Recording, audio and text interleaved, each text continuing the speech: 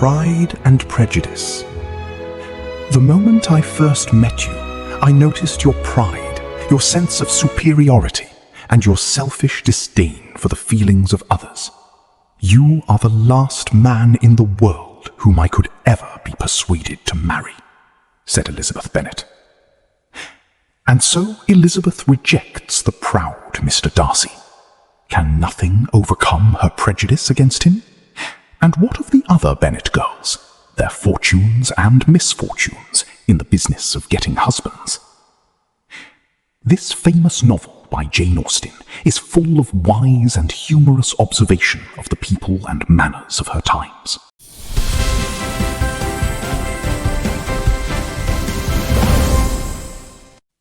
Pride and Prejudice by Jane Austen. A fault you cannot overlook, I presume. Chapter 1. The Bennets' New Neighbour. It is a truth well known to all the world that an unmarried man in possession of a large fortune must be in need of a wife. And when such a man moves into a neighbourhood, even if nothing is known about his feelings or opinions, this truth is so clear to the surrounding families that they think of him immediately as the future husband of one or other of their daughters. "My dear Mr. Bennet," said Mrs. Bennet to her husband one day, "have you heard that someone is going to rent Netherfield Park at last?" "No, Mrs. Bennet, I haven't," said her husband. "Don't you want to know who is renting it?" cried Mrs. Bennet impatiently. "You want to tell me, and I don't mind listening." Mrs. Bennet needed no further encouragement. "Well, my dear, I hear that he's a very rich young man from the north of England. It seems he came to see Netherfield on Monday, and was so delighted with it that he arranged to rent it at once. Of course, it is the finest house in the area, with the largest gardens. His servants will be here by the end of the week, and he will be arriving soon afterwards." "What is his name?" asked Mr. Bennet. "Bingley."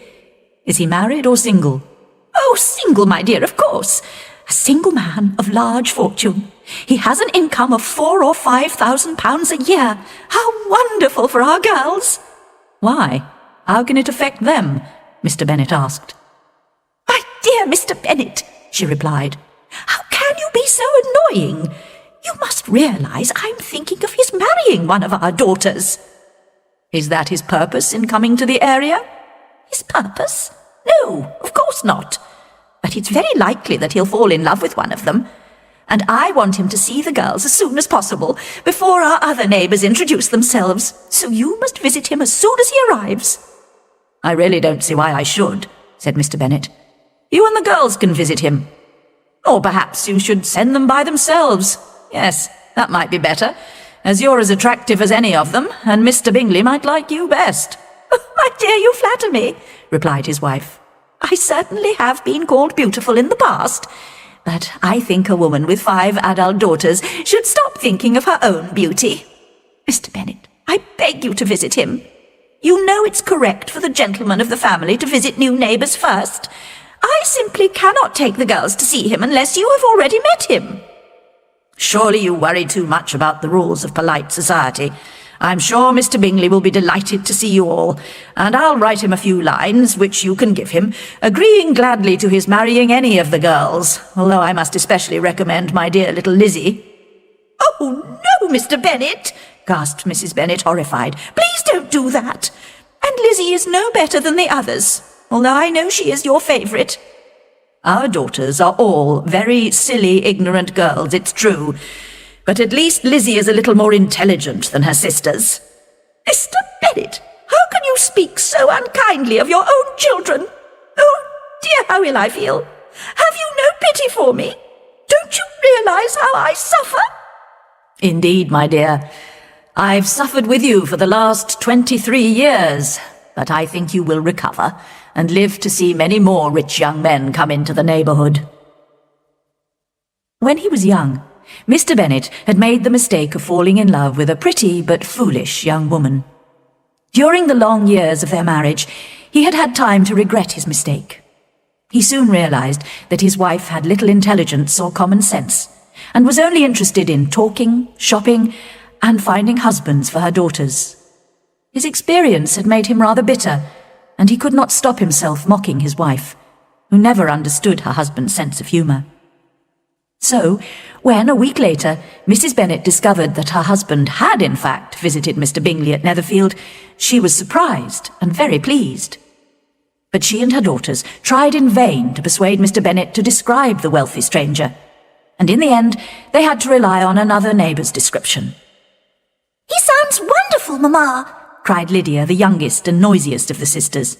"Charlotte Lucas's father has been to see him and says he's quite young, very handsome and extremely charming. And even better, he loves dancing. Everybody knows that means he's very likely to fall in love." As politeness required, Mr. Bingley came to visit Mr. Bennet a few days later. He was not, however, fortunate enough to see the Bennet girls, who were hiding behind the curtains in an upstairs room in order to catch sight of the handsome stranger. Mrs. Bennet planned to invite him to dinner, but in fact they met him at another social event first. The Bennets lived in the small Hertfordshire village of Longbourn, and public dances were regularly held in the nearest town, Meryton. The girls were greatly looking forward to this particular dance, because they had heard that Mr. Bingley would be attending with a group of friends from London. On the night of the dance, all eyes were on Mr. Bingley as he entered the room. He had brought his two sisters, with the husband of the elder, Mr. Hurst, and another young man, Mr. Darcy. Mr. Bingley was indeed good-looking and gentlemanlike, and his sisters were fine, fashionable women.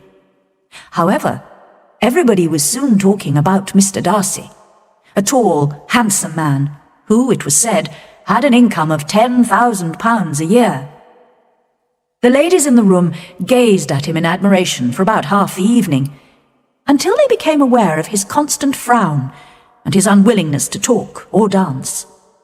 Then there was general agreement that he was proud and disagreeable, and considered himself superior to country people.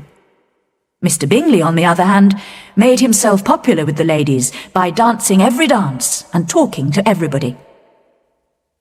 As there were not as many gentlemen as ladies, Elizabeth Bennet did not have a partner for one of the dances, and was sitting watching the dancing. Mr. Darcy was standing near her, and when Mr. Bingley came up to speak to his friend, Elizabeth could not avoid hearing their conversation. "Come, Darcy," said Bingley, "I hate to see you looking so cross. Why don't you dance with one of these lovely girls?" "Certainly not," replied Darcy. "You know how I hate dancing with a partner I don't know. I would particularly dislike it at a village dance like this. Apart from your sisters, there isn't a woman in the room I would even consider dancing with. You were dancing with the only attractive girl here." He was looking at Mrs. Bennet's eldest daughter, Jane, who was waiting for Bingley to join her for the next dance. "Oh, yes, she's the most beautiful creature I've ever seen. But just behind you is one of her sisters. She's very pretty, and I'm sure she's very pleasant. My partner could introduce you." "Who do you mean?" And Darcy turned to look at Elizabeth for a moment. "No," he said coldly. "She's not attractive enough to tempt me. Go back to your partner, Bingley." This conversation did not endear Mr. Darcy to Elizabeth, but she told the story very cheerfully and amusingly to her friends. The evening passed very happily for everybody else, and Mrs. Bennet was delighted with the effect her eldest daughter had had on Mr. Bingley. "He danced with Jane twice," she told her husband later. "He danced with all the others only once, and he really is so handsome. But his friend, Mr. Darcy, was so rude to poor Elizabeth. Luckily she doesn't care. She wouldn't want to please him. Such a horrible, proud man. I simply hate him." When Jane and Elizabeth were alone, they discussed their dancing partners. "I was really very flattered when Mr. Bingley asked me to dance a second time," said Jane, blushing. "I didn't expect it at all." "Didn't you?" said Elizabeth. "I did.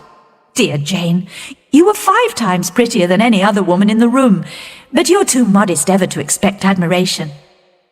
"I have to admit that I liked Mr. Bingley," continued Jane in her gentle voice. "He's so good-mannered and agreeable."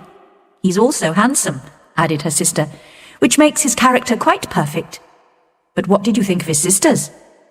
"Very pleasant when you get to know them. The younger, Miss Caroline Bingley, will be living at Netherfield with her brother. I'm sure we'll enjoy having her as a neighbour." Elizabeth listened in silence. She was not convinced. Jane is so kind, she thought, always ready to see the good side of people's characters. I considered Mr. Bingley's sisters too proud, almost rude in fact. I'm sure they feel superior to most other people, like Mr. Darcy. But she did not say any more. After the dance, the Bennet and Bingley families began to visit each other every few days. It became evident that Mr. Bingley admired Jane very much, and Elizabeth knew that her sister was close to falling in love with him. She was discussing this with her good friend Charlotte Lucas one day. Charlotte was a sensible, intelligent young woman of 27, the eldest daughter of Sir William and Lady Lucas, who were neighbours of the Bennet family.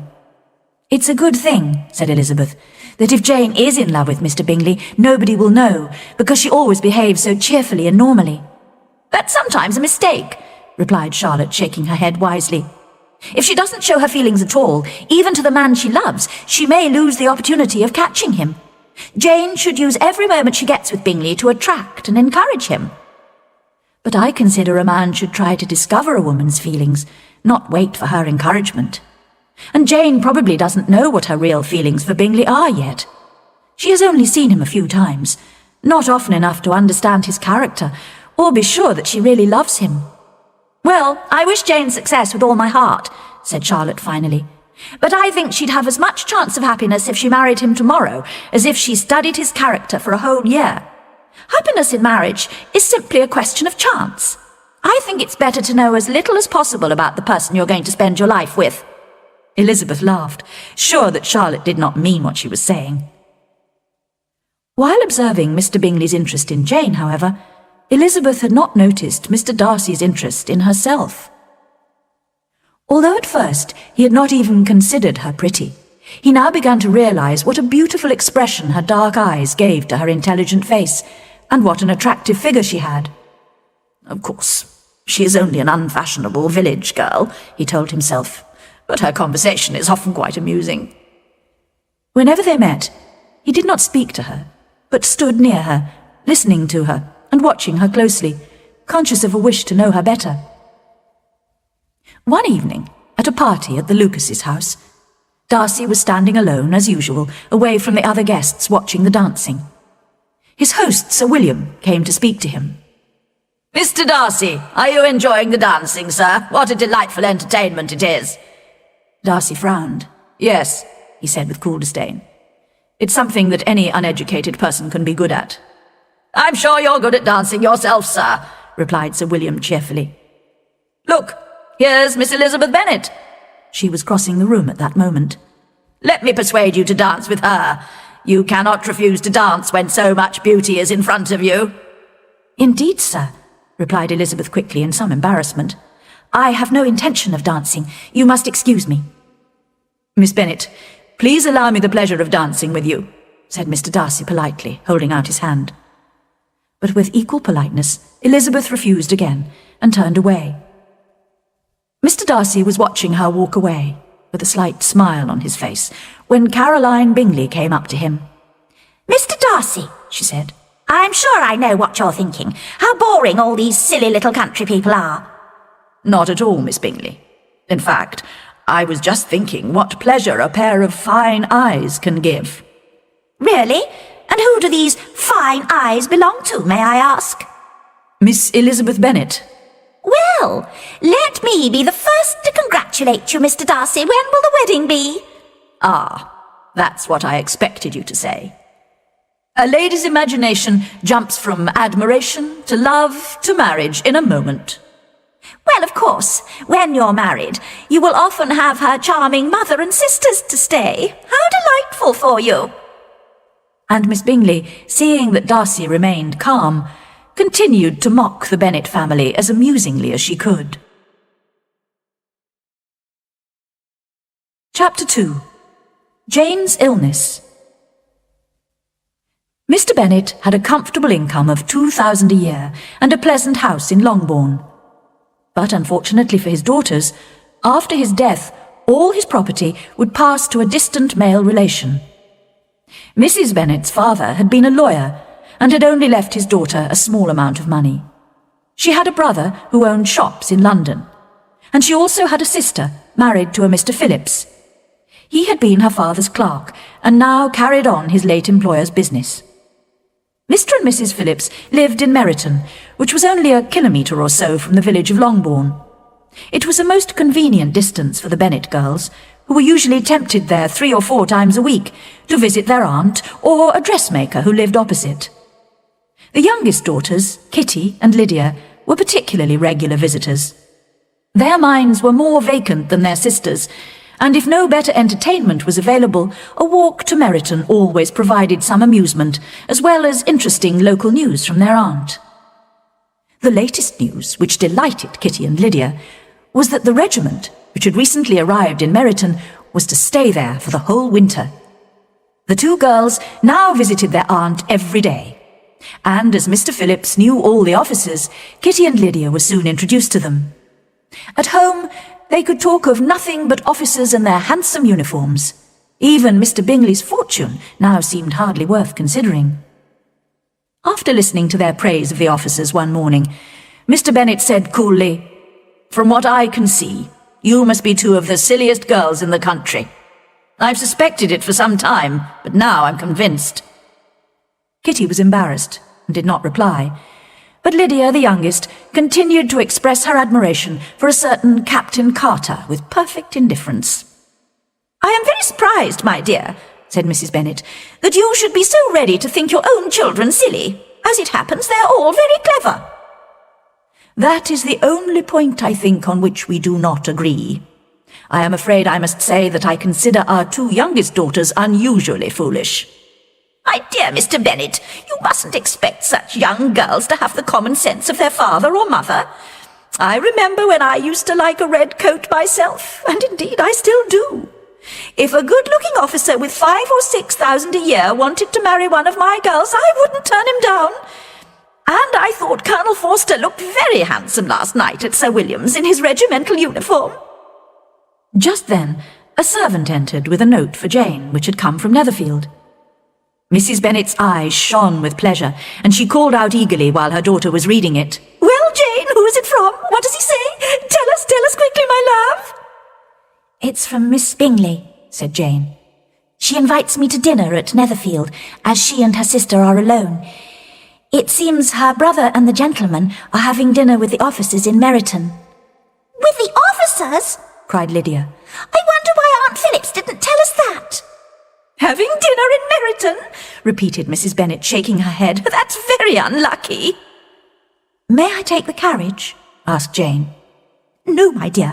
You'd better ride over there, because it looks likely to rain, and then you'll have to stay the night."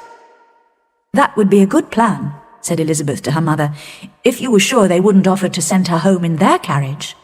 "Oh, but they can't. The gentleman must have taken Mr. Bingley's carriage to go to Meryton." "I'd much rather go in the carriage," Jane said. "But, my dear, your father can't spare the horses, I'm sure. They're needed on the farm, aren't they, Mr. Bennet?"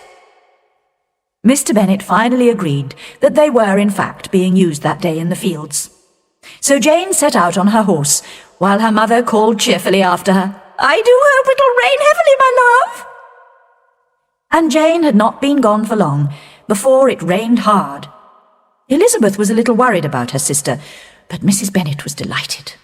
"What a good idea of mine that was," she said more than once, extremely pleased with herself. Not until the next morning, however, did she realize the full extent of her success. After breakfast, a servant from Netherfield arrived with a note from Jane to Elizabeth, explaining that Jane had caught cold on her wet ride, and had been invited to stay at Netherfield until she recovered. "Well, my dear," said Mr. Bennet, "if your daughter should become seriously ill and die, it would be a comfort to know that she died in a good cause and in obedience to your orders." "Oh, I'm not afraid of her dying. People don't die of colds. She'll be looked after well at Netherfield. As long as she stays there, everything will be all right." But Elizabeth felt really anxious, and was determined to go to her sister. As the carriage was not available, and she was not keen on riding, she decided to walk the 5 kilometres to Netherfield.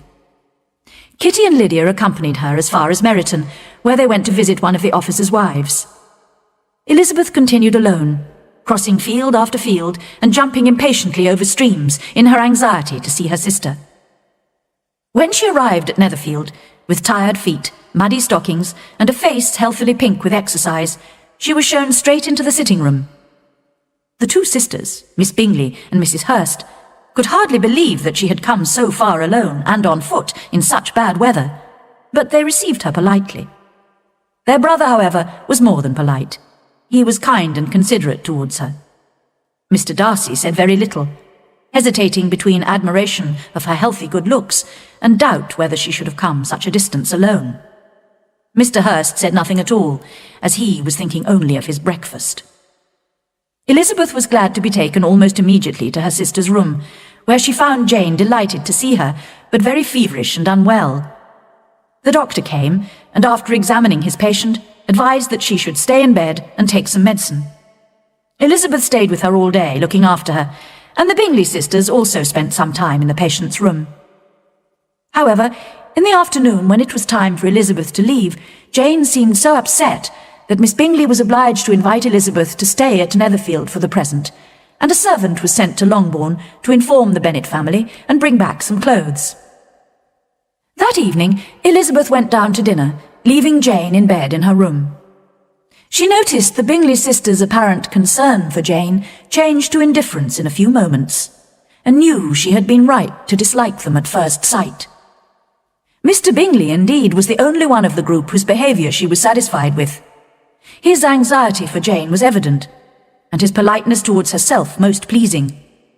But the others, she felt, treated her as an unwelcome guest.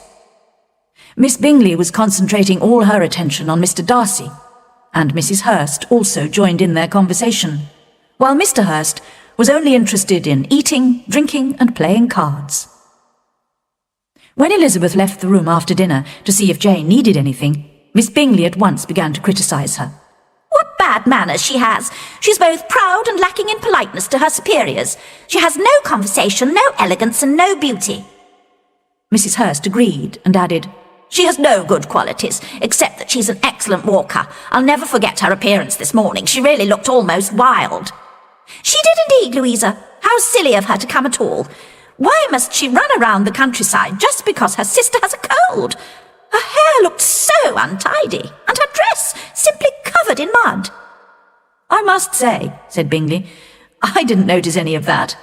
I thought she looked remarkably attractive when she arrived this morning. You observed her wild appearance, I'm sure, Mr. Darcy, said Miss Bingley. And I imagine you wouldn't wish your sister to make such a show of herself. Certainly not.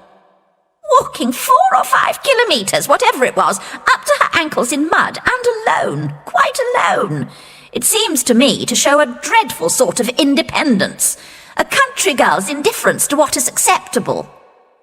I think it shows a very pleasing affection for her sister, said Bingley. I'm afraid, Mr. Darcy, whispered Miss Bingley, that this adventure has rather lessened your admiration of her fine eyes. Not at all, he replied. They were brightened by the exercise. After a short pause, Mrs. Hurst began again. I have a great liking for Jane Bennet. She's really a very sweet girl, and I wish with all my heart she were well married. But with such a father and mother, and with such vulgar relations, I'm afraid there's no chance of it. I think the Bennet girls have an uncle who's a lawyer in Meryton. Yes, and they have another who owns shops in Cheapside. Such a nice part of London. Both the sisters laughed. If they had enough uncles to fill Cheapside, cried Bingley, it wouldn't make them any less charming. But it must considerably lessen their chances of marrying men of any position in the world, replied Darcy. Bingley did not answer, but his sisters agreed enthusiastically, and continued mocking their dear friend's vulgar relations for some time. Late in the evening, when Elizabeth was satisfied that Jane was asleep, she felt she ought to go downstairs again. She found the party in the sitting-room playing cards, but although they invited her to join in their game, she refused politely and picked up a book to read. I can fetch you more books to read if you wish, offered Bingley, but I'm afraid I haven't got a large library. Unlike you, I'm too lazy to spend much time reading. What a delightful library you have at Pemberley, Mr. Darcy, said Miss Bingley. And what a beautiful house it is. Charles, when you buy your house, I hope it will be even half as lovely as Pemberley. I hope so too, agreed Bingley. And your dear sister, Mr. Darcy. I expect she's grown since the spring. I want so much to see her again. I've never met anyone who delighted me so much. Such an appearance, such manners, and so extremely accomplished for her age. I'm always surprised, said Bingley, to find how very accomplished all young ladies are. How do they have the time and patience to learn all these skills? Certainly people use the word accomplished too loosely, said Darcy. But I am far from agreeing with you about ladies in general. I cannot boast of knowing more than 6 who are really accomplished. Then, said Elizabeth, your idea of an accomplished woman must include a great many qualities. Yes, a great many. Oh, certainly, cried his faithful assistant, Miss Bingley. An accomplished woman must have a thorough knowledge of music, singing, drawing, dancing, and modern languages. And besides this, a certain something in her manner of walking, in her voice, and in her behaviour. All this she must possess, added Darcy, and something more solid, the improvement of her mind by wide reading. I am no longer surprised at your knowing only 6 accomplished women, said Elizabeth. I rather wonder at your knowing any. I've never seen such elegance and intelligence and knowledge as you describe in one woman.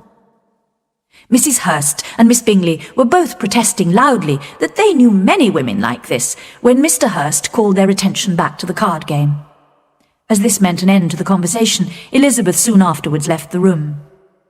Miss Elizabeth Bennet, said Miss Bingley to Darcy, is one of those women who try to appear attractive to men by undervaluing other women. I think that's a mean trick.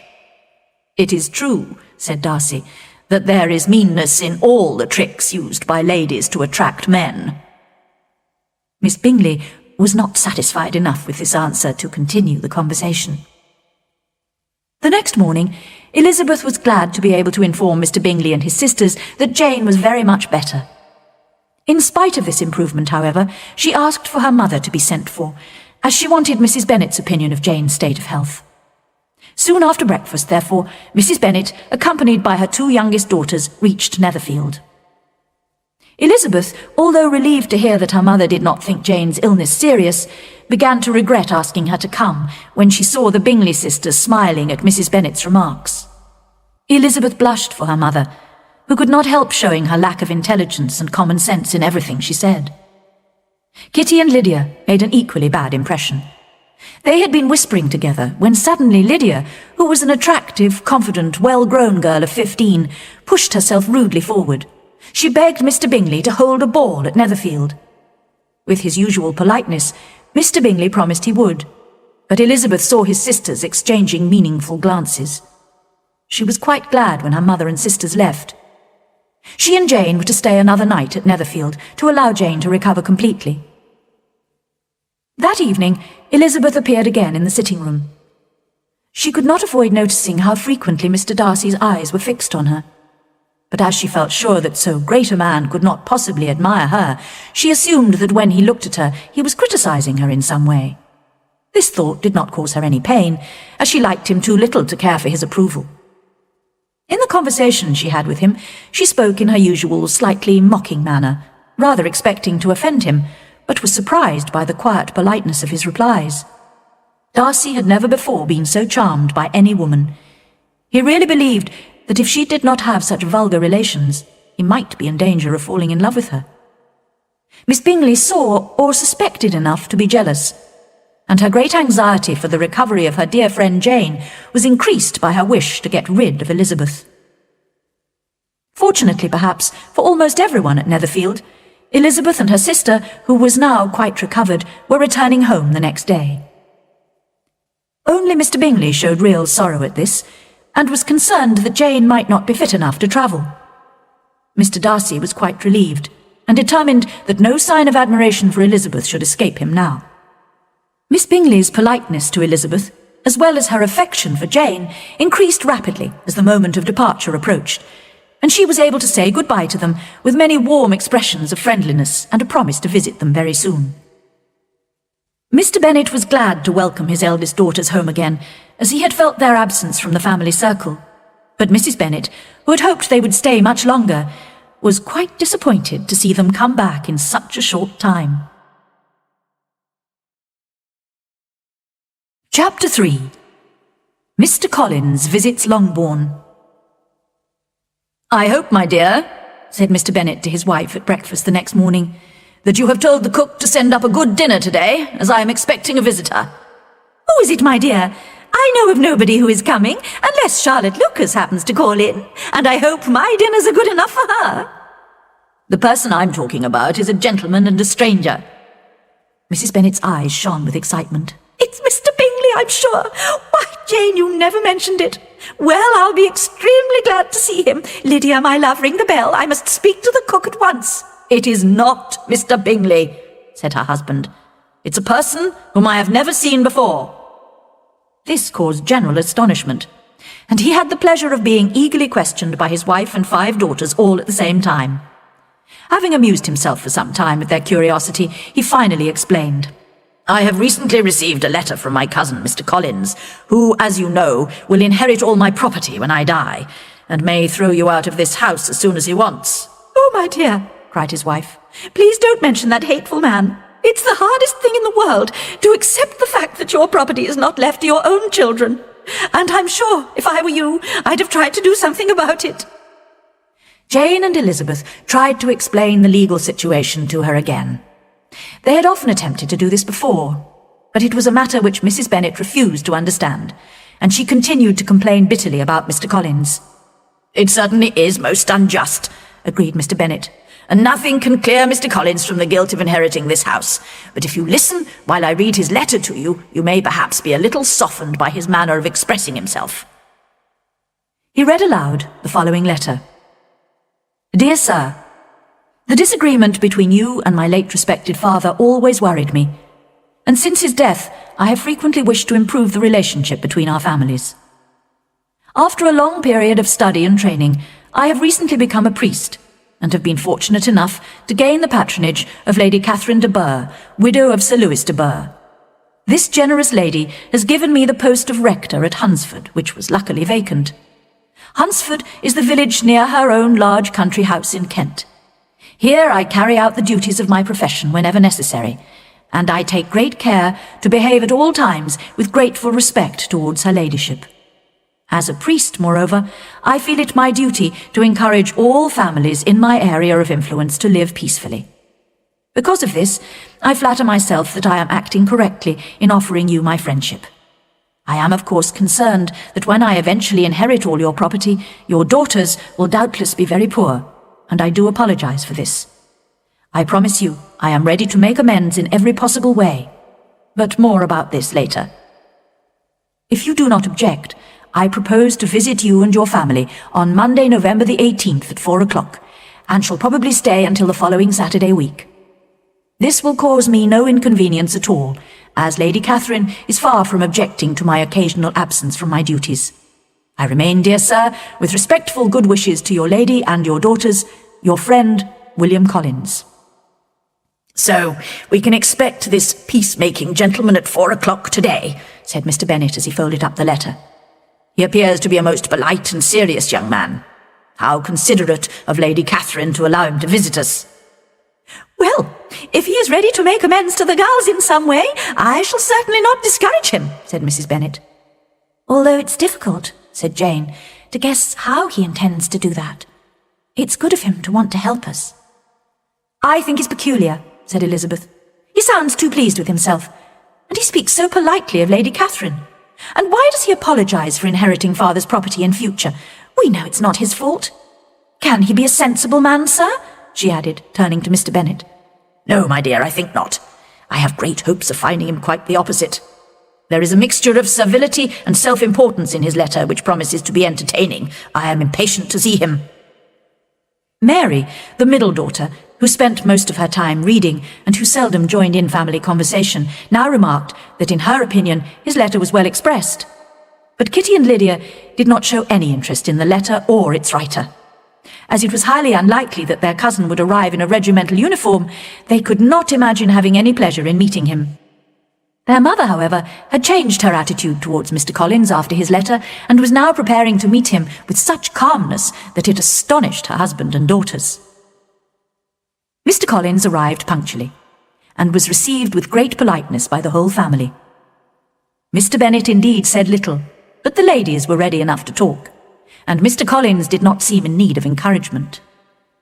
He was a tall, heavy-looking young man of 25. His expression was serious, and his manners very formal. Soon after his arrival, he said to Mrs. Bennet, "Madam, I must compliment you on having such a fine family of daughters.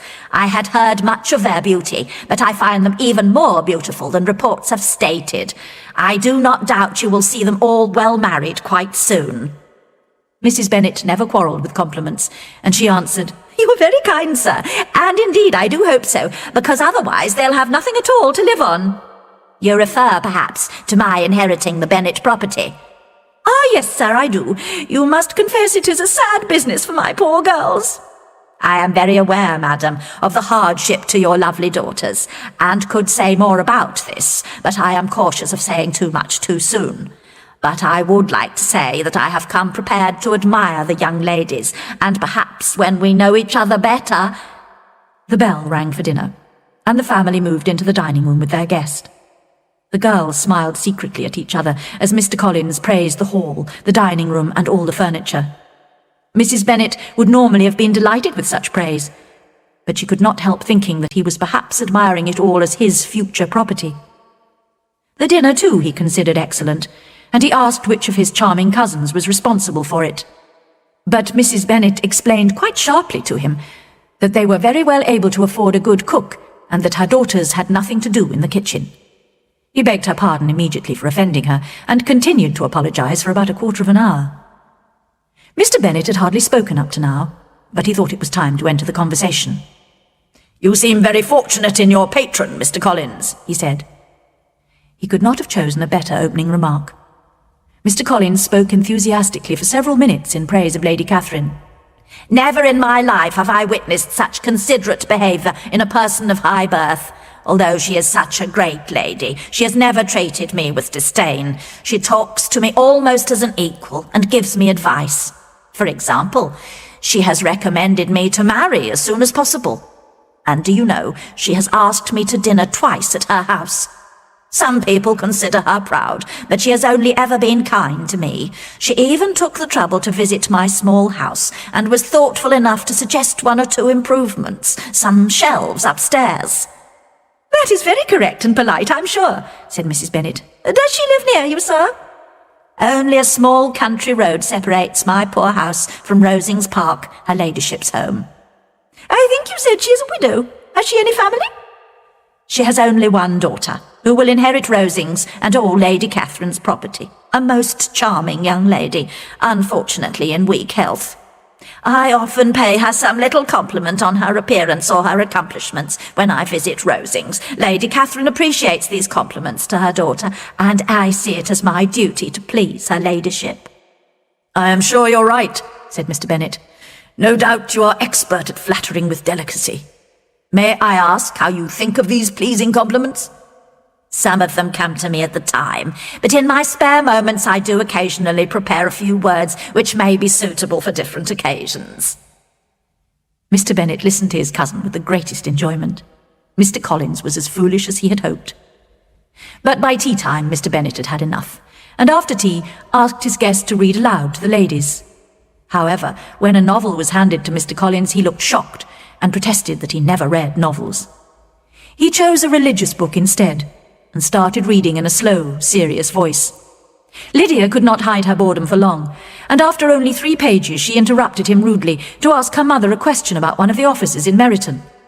Mr. Collins was offended, and refused to read any more, although Mrs. Bennet and her other daughters apologised for Lydia's lack of manners. Mr. Collins was not a sensible man, and neither education nor society had improved him. The respect he felt for his patron, and his very good opinion of himself and his new position, made him proud and servile at the same time. Now that he had a home and a considerable income, he had decided to marry.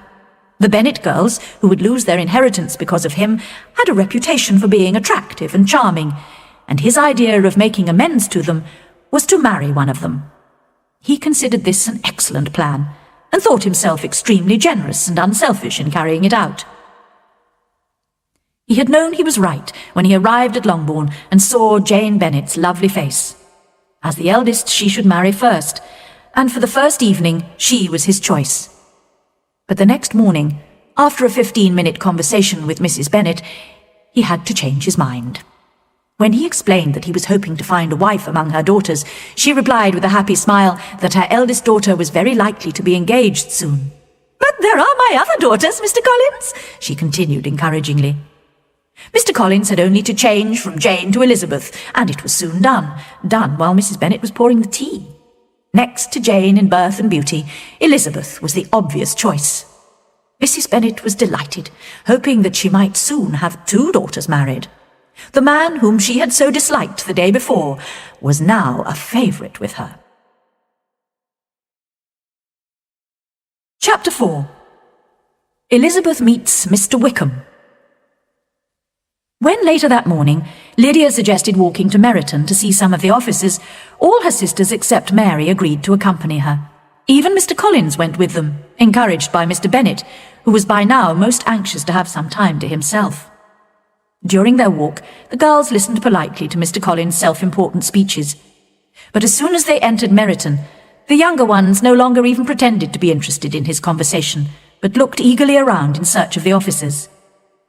Just then, all the young ladies noticed a very gentlemanlike young man whom they'd never seen before, walking down the street with an officer they knew. They were all wondering who the handsome stranger could be, when the officer came up to them to greet them. He asked permission to introduce his friend, whose name was Mr. Wickham, and who had apparently arrived recently from London to become an officer in the regiment. This was exactly as it should be, because the young man only needed an officer's uniform to become completely charming. He was very good-looking, with a very pleasant, sociable manner, and after the introductions, conversation flowed most enjoyably in the little group. They were still standing and talking happily together when they heard the sound of horses and saw Darcy and Bingley riding down the street. The 2 gentlemen came straight towards the ladies to greet them. Bingley was clearly most interested in Jane Bennet and started talking particularly to her. Darcy, however, was just determining not to look at Elizabeth when he suddenly noticed the stranger. By chance, Elizabeth saw Darcy's and Wickham's faces at the moment when they caught sight of each other, and she was astonished at the effect of the meeting. Both changed colour, one white, the other red. After a few moments, Mr. Wickham touched his hat, and Mr. Darcy nodded very slightly. What could this mean? It was impossible to imagine, and it was impossible not to wish to know. In another moment, Mr. Bingley, who did not seem to have noticed what had happened, said goodbye and rode away with Mr. Darcy. The 2 officers accompanied the young ladies to Mrs. Phillips's house, but did not go in spite of Lydia's repeated invitations. Mrs. Phillips was always glad to see her nieces, and welcomed Mr. Collins most politely when he was introduced to her. She did not, however, have any more information for the girls about the agreeable Mr. Wickham. "But I tell you what, my dears," she said brightly, "I'm giving a little supper party for some of the officers tomorrow. I'll ask Mr. Phillips to visit Mr. Wickham and invite him to come too. Will you all come as well?" The girls were delighted, and agreed at once to this arrangement, and the whole group walked back to Longbourn, happily discussing the enjoyable evening they were going to have. Mr. Collins had been very impressed with Mrs. Phillips's politeness, and when they reached Longbourn, he complimented Mrs. Bennet on her sister's elegance and charming manners. The next evening, the carriage took him and his 5 cousins to Meryton, and the girls had the pleasure of hearing, as they entered the hall, that Mr. Wickham had accepted their uncle's invitation and was at that moment in the house. When Mr. Collins was shown into the sitting-room, and had time to look around and admire it, he said immediately to Mrs. Phillips, "Madam, I must compliment you on the size and furniture of this room. Really, I could almost imagine myself in the smaller summer breakfast-room at Rosings." This remark did not at first please his hostess very much, but when she heard from him what Rosings was, and who its owner was, and how much Lady Catherine's furniture cost, she realised what a great compliment it was. During the evening, Mr. Collins found Mrs. Phillips a kind and attentive listener, which was fortunate, as the Bennet girls could not bring themselves to listen to him any longer. All the ladies were impatient to see Mr. Wickham, and when he came into the room, he appeared far more charming and gentlemanly than any of the officers present. He was the lucky man towards whom almost every female eye turned, and Elizabeth was the lucky woman beside whom he finally took his seat. His pleasant way of making conversation made her feel that he could talk interestingly about anything. As he did not play cards, which some of the party were doing, he stayed talking to Elizabeth for a large part of the evening. She hoped he would tell her how he knew Mr Darcy, but she dared not mention that gentleman. Luckily, however, Mr Wickham himself began to talk about it, although in a rather hesitating manner. "Netherfield is quite near Meryton, I suppose. How long has Mr Darcy been staying there?" "He has been there about a month," replied Elizabeth. Unwilling to let the matter drop, she added, "He is a man of very large property in Derbyshire, I understand." "Yes," replied Wickham. "His income is 10,000 a year at least. I know more about him than most people, as I've been closely connected with his family since childhood." Elizabeth could only look surprised. "You might well be surprised, Miss Bennet, at my saying that, after noticing, as you probably did, the very cold manner of our meeting yesterday. Do you know Mr Darcy well?" "As well as I ever wished to," cried Elizabeth. "I've spent 4 days in the same house as him, and I consider him very disagreeable." "I've known him too long and too well to judge fairly whether he's disagreeable or not, but I believe most people would be astonished by your opinion." "He is not at all liked here in Hertfordshire. Everybody is disgusted with his pride. You won't find him praised by anyone." "I can't pretend to be sorry that he is valued as he deserves, but with him I believe it doesn't often happen. The world is blinded by his fortune and importance, or frightened by his proud behaviour, and sees him only as he chooses to be seen." After a pause, Wickham added, "I wonder if he's likely to stay at Netherfield much longer." "I don't know at all, but I hope his presence won't stop you becoming an officer in the regiment here." "Oh no, I won't be driven away by Mr Darcy. If he wishes to avoid seeing me, he must go. The reason I have for avoiding him is one I could easily make public to the whole world. He has treated me very badly. His late father, Miss Bennet, was one of the best men who ever lived, and the most faithful friend I ever had. And whenever I'm with this Mr Darcy, I think of his father with the most painful regret. Mr Darcy has behaved wickedly towards me, but I could forgive him anything except the insult to his father's memory."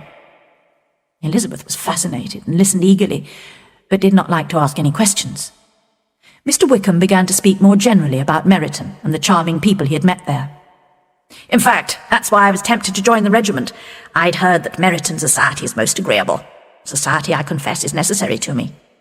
I have been a disappointed man, you see. I did not intend to join the army at all. The church ought to be my profession, and I should at this moment have a comfortable income as a Derbyshire rector, if the gentleman we were speaking of just now had wished it." "Indeed?" "Yes. Mr Darcy's father had always been very fond of me, and intended to give me the post of rector of Pemberley. But unfortunately, after his death, when the post became vacant, it was given to someone else." "No!" cried Elizabeth, horrified. "But how could that happen? Why didn't you get legal advice and claim what was rightfully yours?" "Mr Darcy's father had not stated his wish in writing. A man of honour could not have doubted his intention, but Mr Darcy chose to treat it as a recommendation only. I really cannot accuse myself of having done anything to deserve to lose the post. The fact is, he hates me.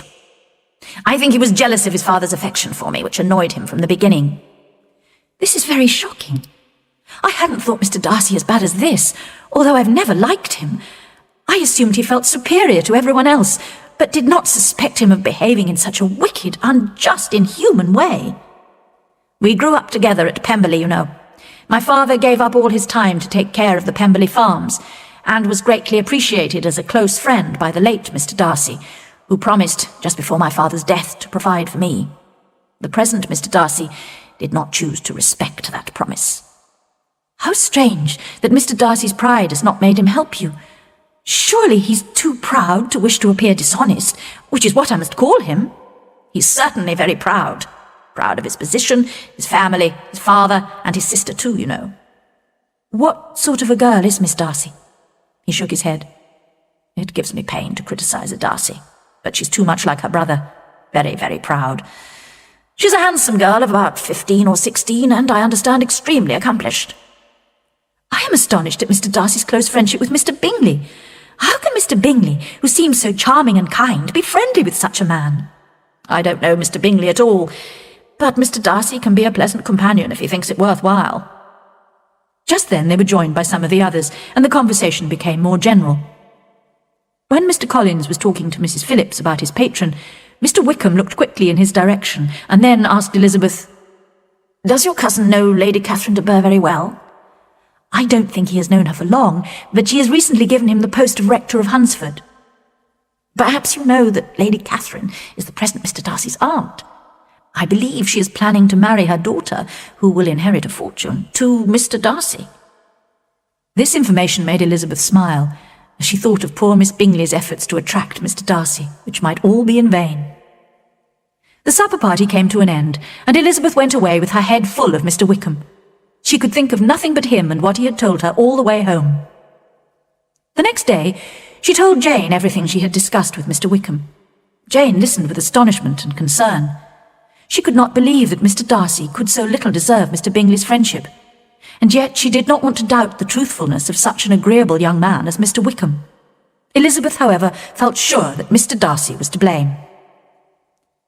That morning, an invitation arrived at Longbourn. Mr. Bingley had fixed the date for the ball he had promised to give at Netherfield, and it was to be on the following Tuesday. Every female in the Bennet family was looking forward to it, even Mary, who lifted her head from her book to say, unsmiling, "As long as I have my mornings free for serious reading, I do not mind meeting people in the evenings. I consider some relaxation and amusement is good for everybody." Elizabeth felt so cheerful at the thought of dancing with Mr. Wickham that she made an unusual effort to speak kindly to Mr. Collins. "Will you accept Mr. Bingley's invitation, sir? And if you do, will you, as a priest, consider it right to dance?" "I shall certainly accept, and I am so far from objecting to dancing that I hope to have the honour of dancing with all my beautiful cousins. I take this opportunity of asking you, Miss Elizabeth, for the first 2 dances especially." She was very surprised and rather annoyed. She had hoped that Wickham would ask her for those dances, but now she would have Mr. Collins instead. She could not refuse, however, and his request also worried her in another way. His manner to her seemed particularly flattering, which gave her the unwelcome idea that perhaps she had been chosen from among her sisters to be the rector of Hunsford's wife.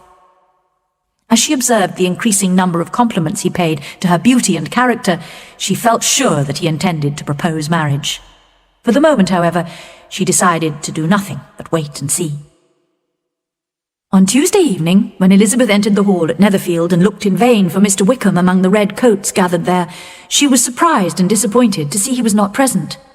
She had never doubted he would come, and had dressed with more than her usual care, looking forward to winning his heart, which she knew was already partly hers.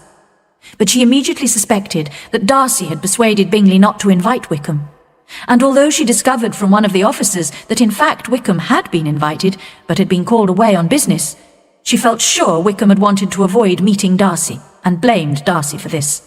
As a result, when Darcy greeted her, she was so annoyed with him that she could hardly reply politely. But she soon became more cheerful, and determined to enjoy the ball in spite of Wickham's absence. Unfortunately, the first 2 dances with Mr. Collins were painfully embarrassing, as her cousin had no idea how to dance and moved extremely awkwardly. She was relieved to leave him, and have the 3rd dance with an officer, who gave her great pleasure by talking about Wickham and his popularity in the regiment. After this, she was very surprised to be approached by Mr. Darcy and invited to dance.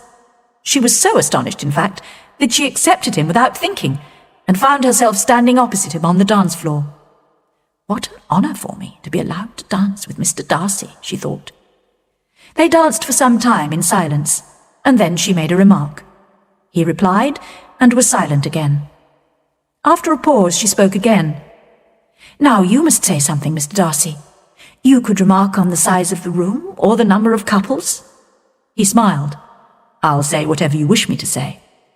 "Very well. That reply will do for the moment. Perhaps soon I'll observe that private balls are much pleasanter than public ones, but now we can be silent. Conversation needs to be arranged in this way so that those people who don't enjoy talking are not required to make any effort."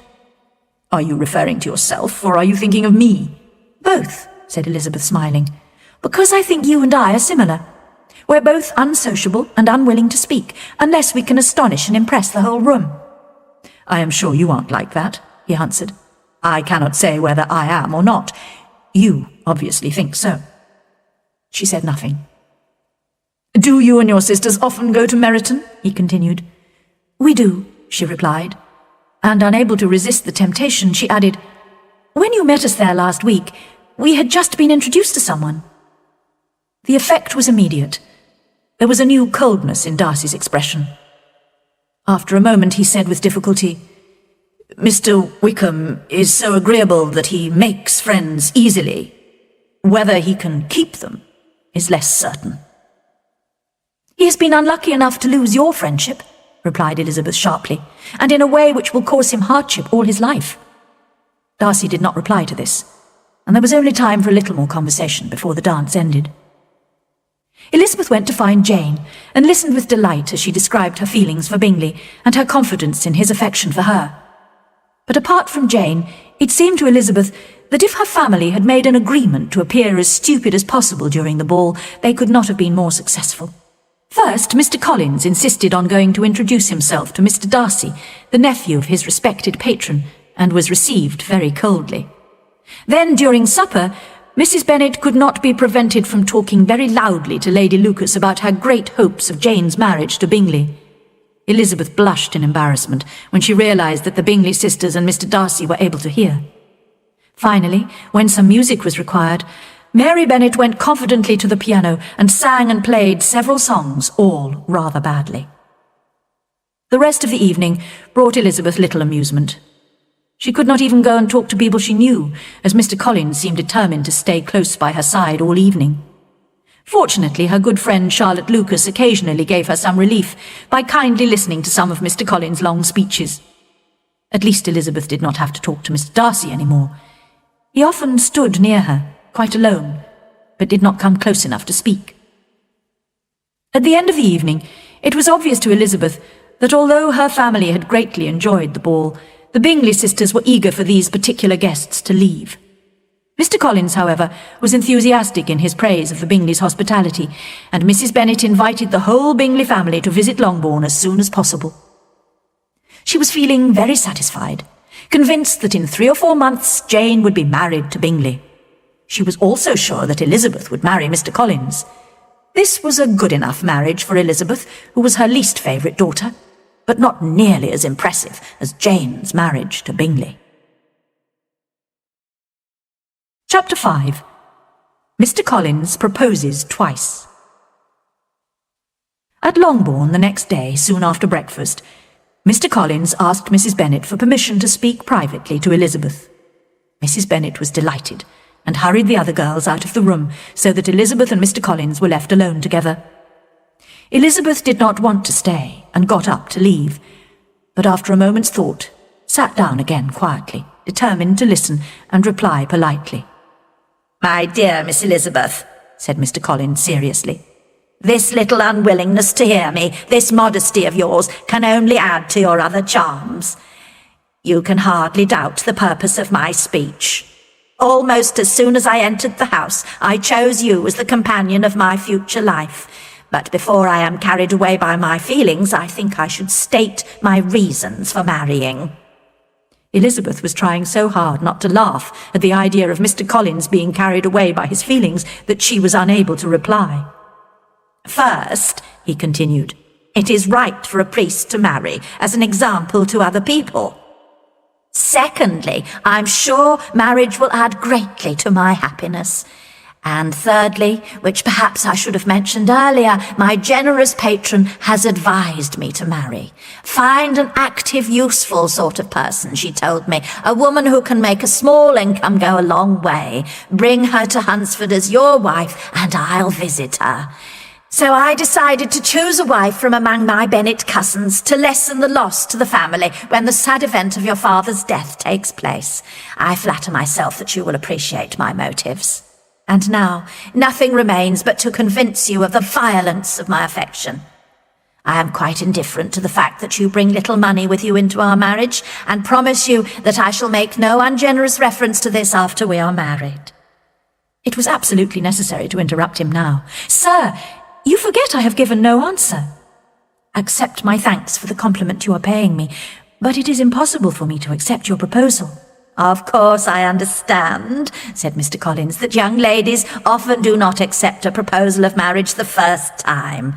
I am therefore not at all discouraged, and sincerely hope we shall be married soon. "Sir," cried Elizabeth, "your hope is rather extraordinary after what I've said. I am perfectly serious. You could not make me happy, and I'm convinced I'm the last woman in the world who would make you happy. And I'm sure that if Lady Catherine knew me, she would find me poorly qualified for the situation." "If I knew Lady Catherine thought so," began Mr. Collins, looking very worried, "but I cannot imagine she would disapprove of you, and when I have the honour of seeing her again, I shall certainly tell her how modest, economical, and practical you are." "Indeed, Mr. Collins, all praise of me will be unnecessary. Pay me the compliment of believing what I say. I hope you will be very happy and very rich, but I cannot accept your proposal." She got up and was going to leave the room, but Mr. Collins was speaking to her again. "I am far from accusing you of cruelty in refusing me, as I know it is the custom with elegant ladies in society to refuse a gentleman the first time. I hope to receive a more favourable answer next time I speak to you of marriage." "Really, Mr. Collins," cried Elizabeth with some warmth, "you do puzzle me. I do not know how to express my refusal so that it convinces you." "You must allow me to flatter myself, dear cousin, that you do not intend to refuse me for long. My situation in life, my connections with the de Bourgh family, and my relationship to your own all make my proposal a very suitable one.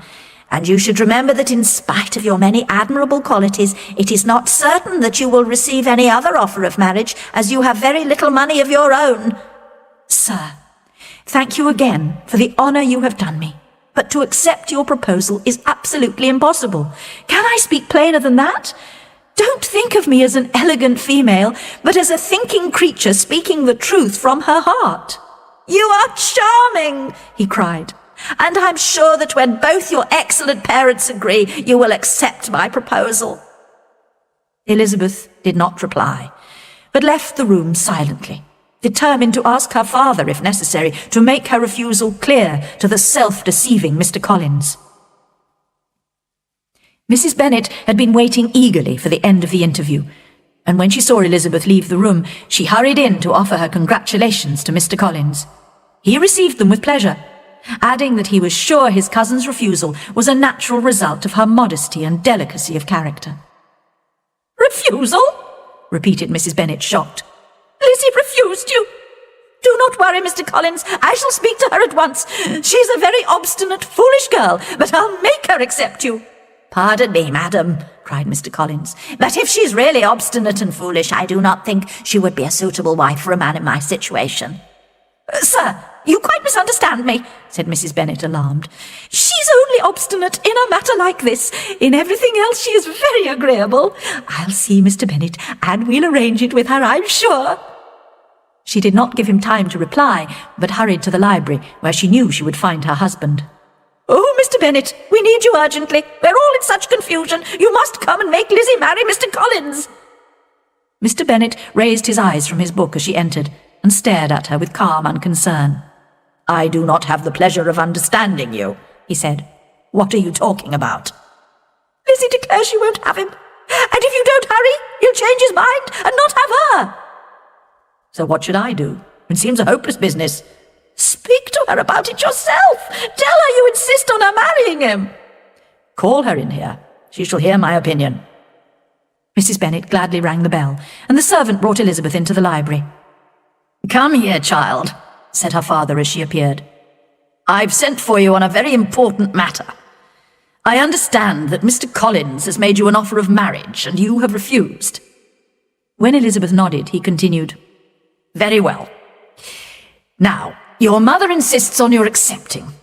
Isn't that right, Mrs. Bennet?" "Yes, or I'll never see her again." "You now have an unhappy choice to make, Elizabeth. From this day on, you must be a stranger to one of your parents. Your mother will never see you again if you do not marry Mr. Collins, and I will never see you again if you do."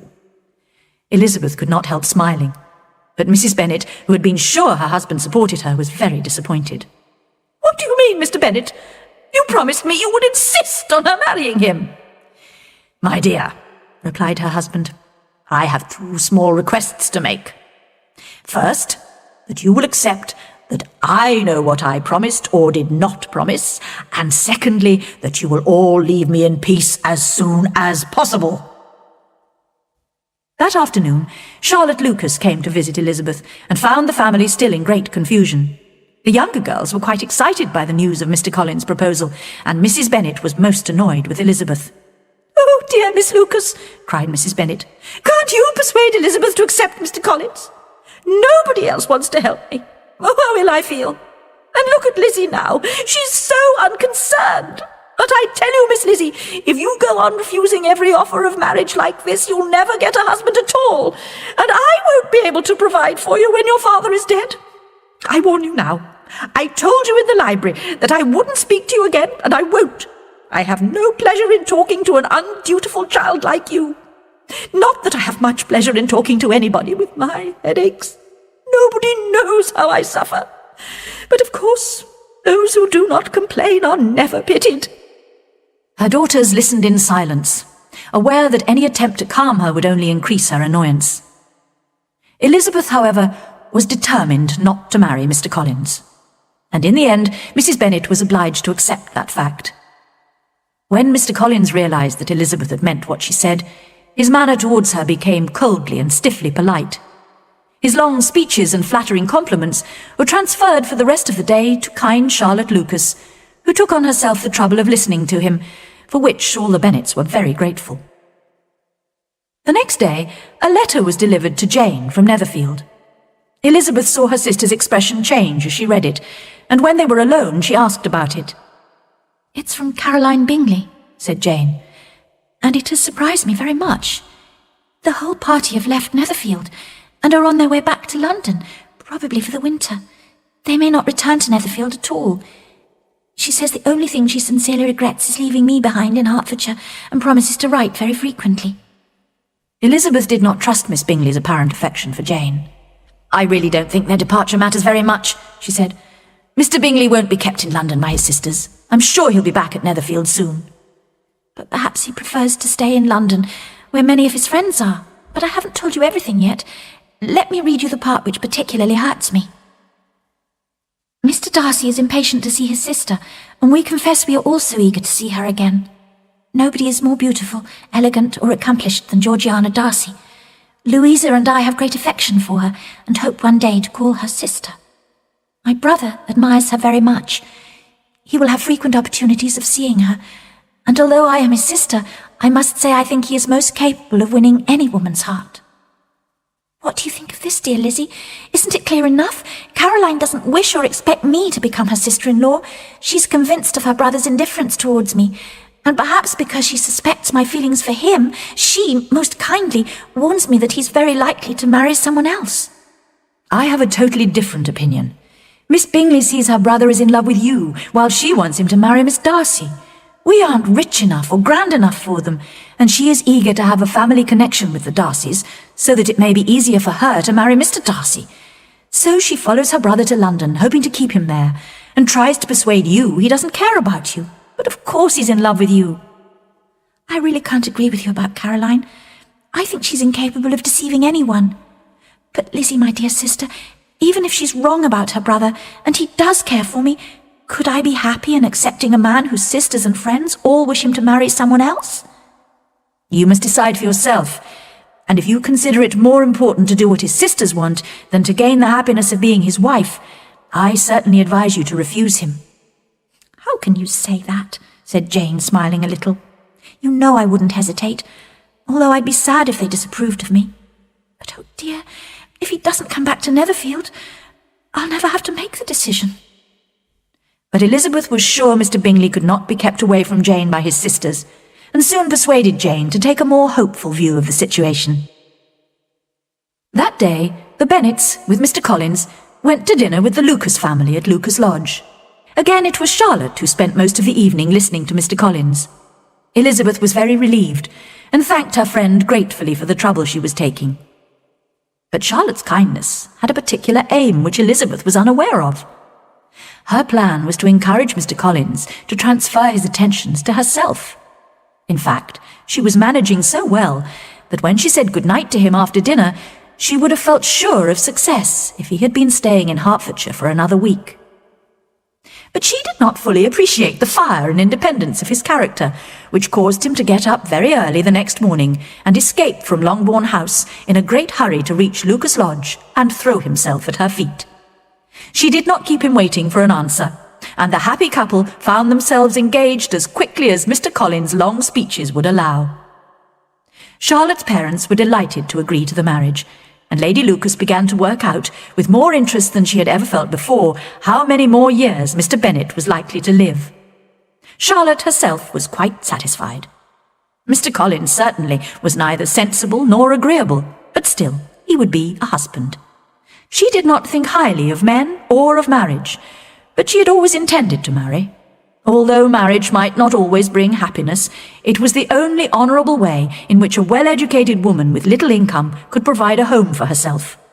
Now 27 and lacking beauty, she felt she was lucky to have found a husband. She knew, however, that Elizabeth, whose friendship she greatly valued, would be astonished and possibly disapproving. So she decided to go to Longbourn House to tell her friend the news herself. Elizabeth was indeed shocked at first, and could not help crying out in surprise.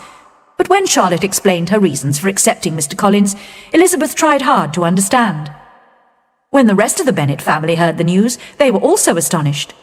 Mrs. Bennet was quite horrified, and could not stop complaining bitterly about Charlotte's wickedness, Mr. Collins' stupidity, and Elizabeth's obstinacy. Mr. Bennet was much calmer, only saying he was pleased to discover that Charlotte, whom he used to consider quite sensible, was as foolish as his wife and more foolish than his daughter. That day was Mr. Collins' last at Longbourn, and he left with many speeches of thanks, as well as a promise to return very soon. Mr. Bennet warned him to be careful not to offend his patron by being absent from his duties too often. But Mr. Collins, although extremely grateful for this sign of Mr. Bennet's cousinly affection for him, was naturally eager to return to Hertfordshire to see his future wife. Only 2 weeks later he did in fact come back to stay at Longbourn, but spent most of his time at Lucas Lodge, making arrangements for the wedding. Mrs. Bennet still felt very offended by him, but she was now becoming anxious about something even more important: Mr. Bingley's continued absence. Day after day had passed with no news since the arrival of Caroline Bingley's letter. Elizabeth was now rather worried, and Jane feared the worst. Finally, a second letter arrived from Caroline Bingley, and when Jane read it, she realised that all hope was over. The Bingley family was staying in London for the whole winter, and Georgiana Darcy was a frequent member of their circle. Miss Bingley boasted joyfully of this friendship, and looked forward to her brother's probable marriage to Miss Darcy.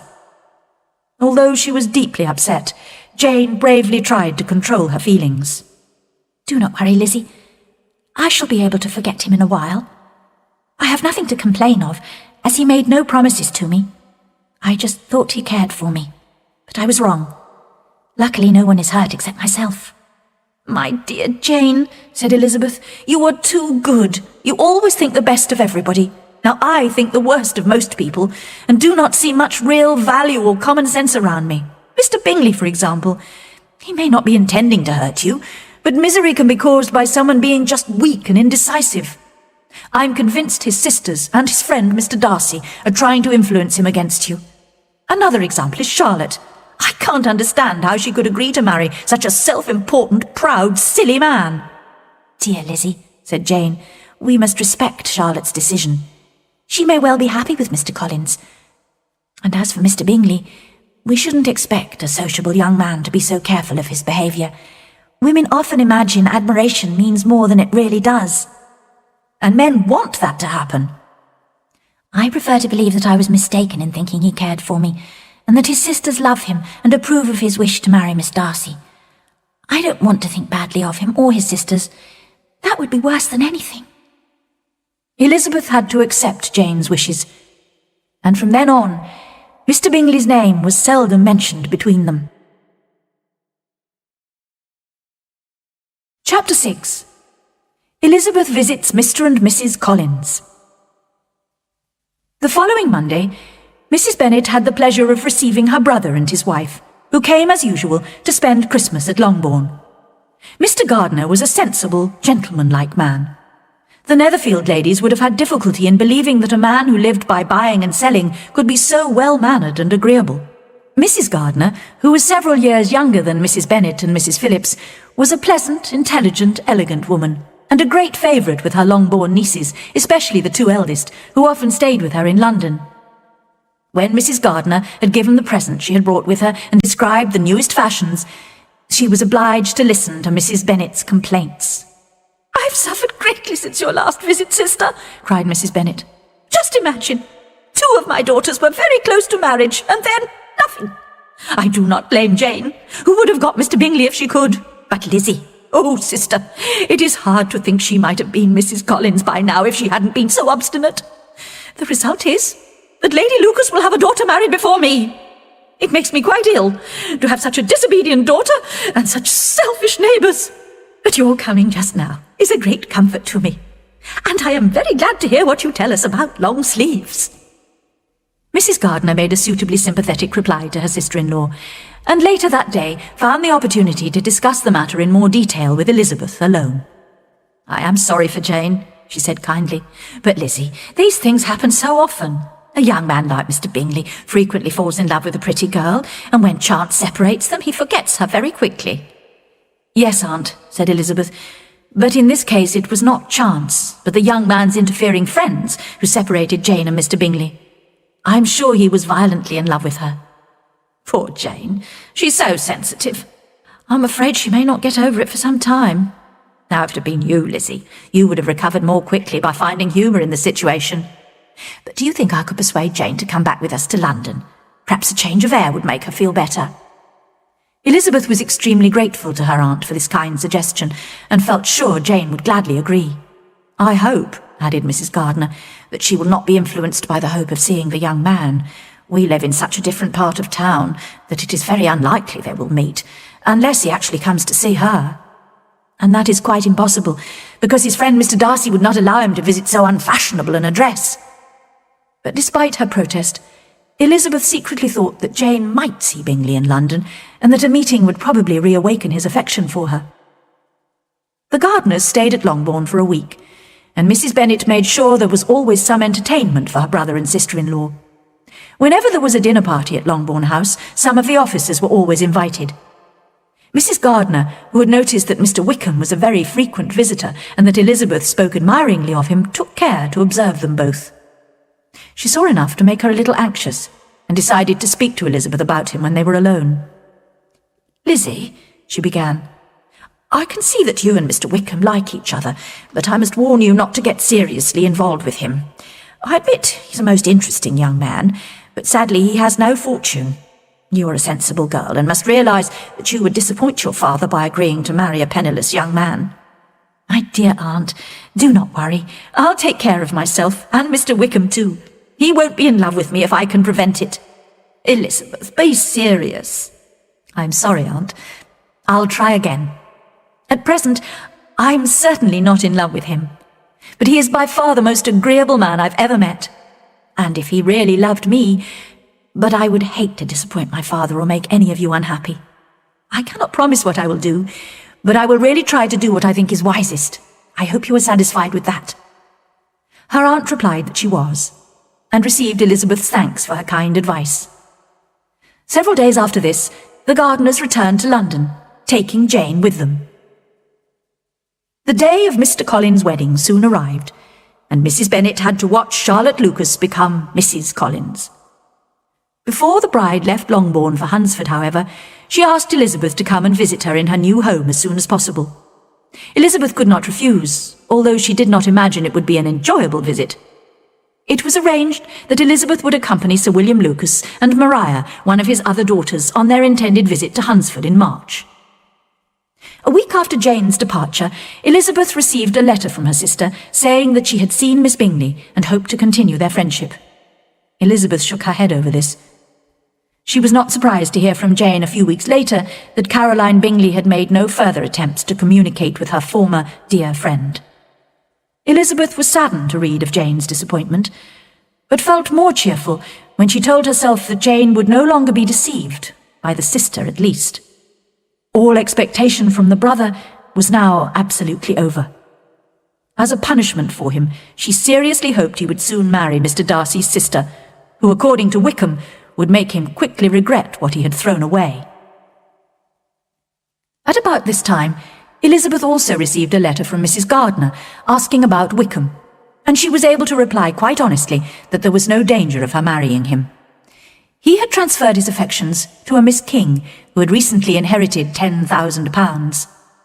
Elizabeth saw exactly what was happening, but her heart had only been slightly touched, and she was able to convince herself that it was quite natural for such an agreeable young man to wish for fortune and independence.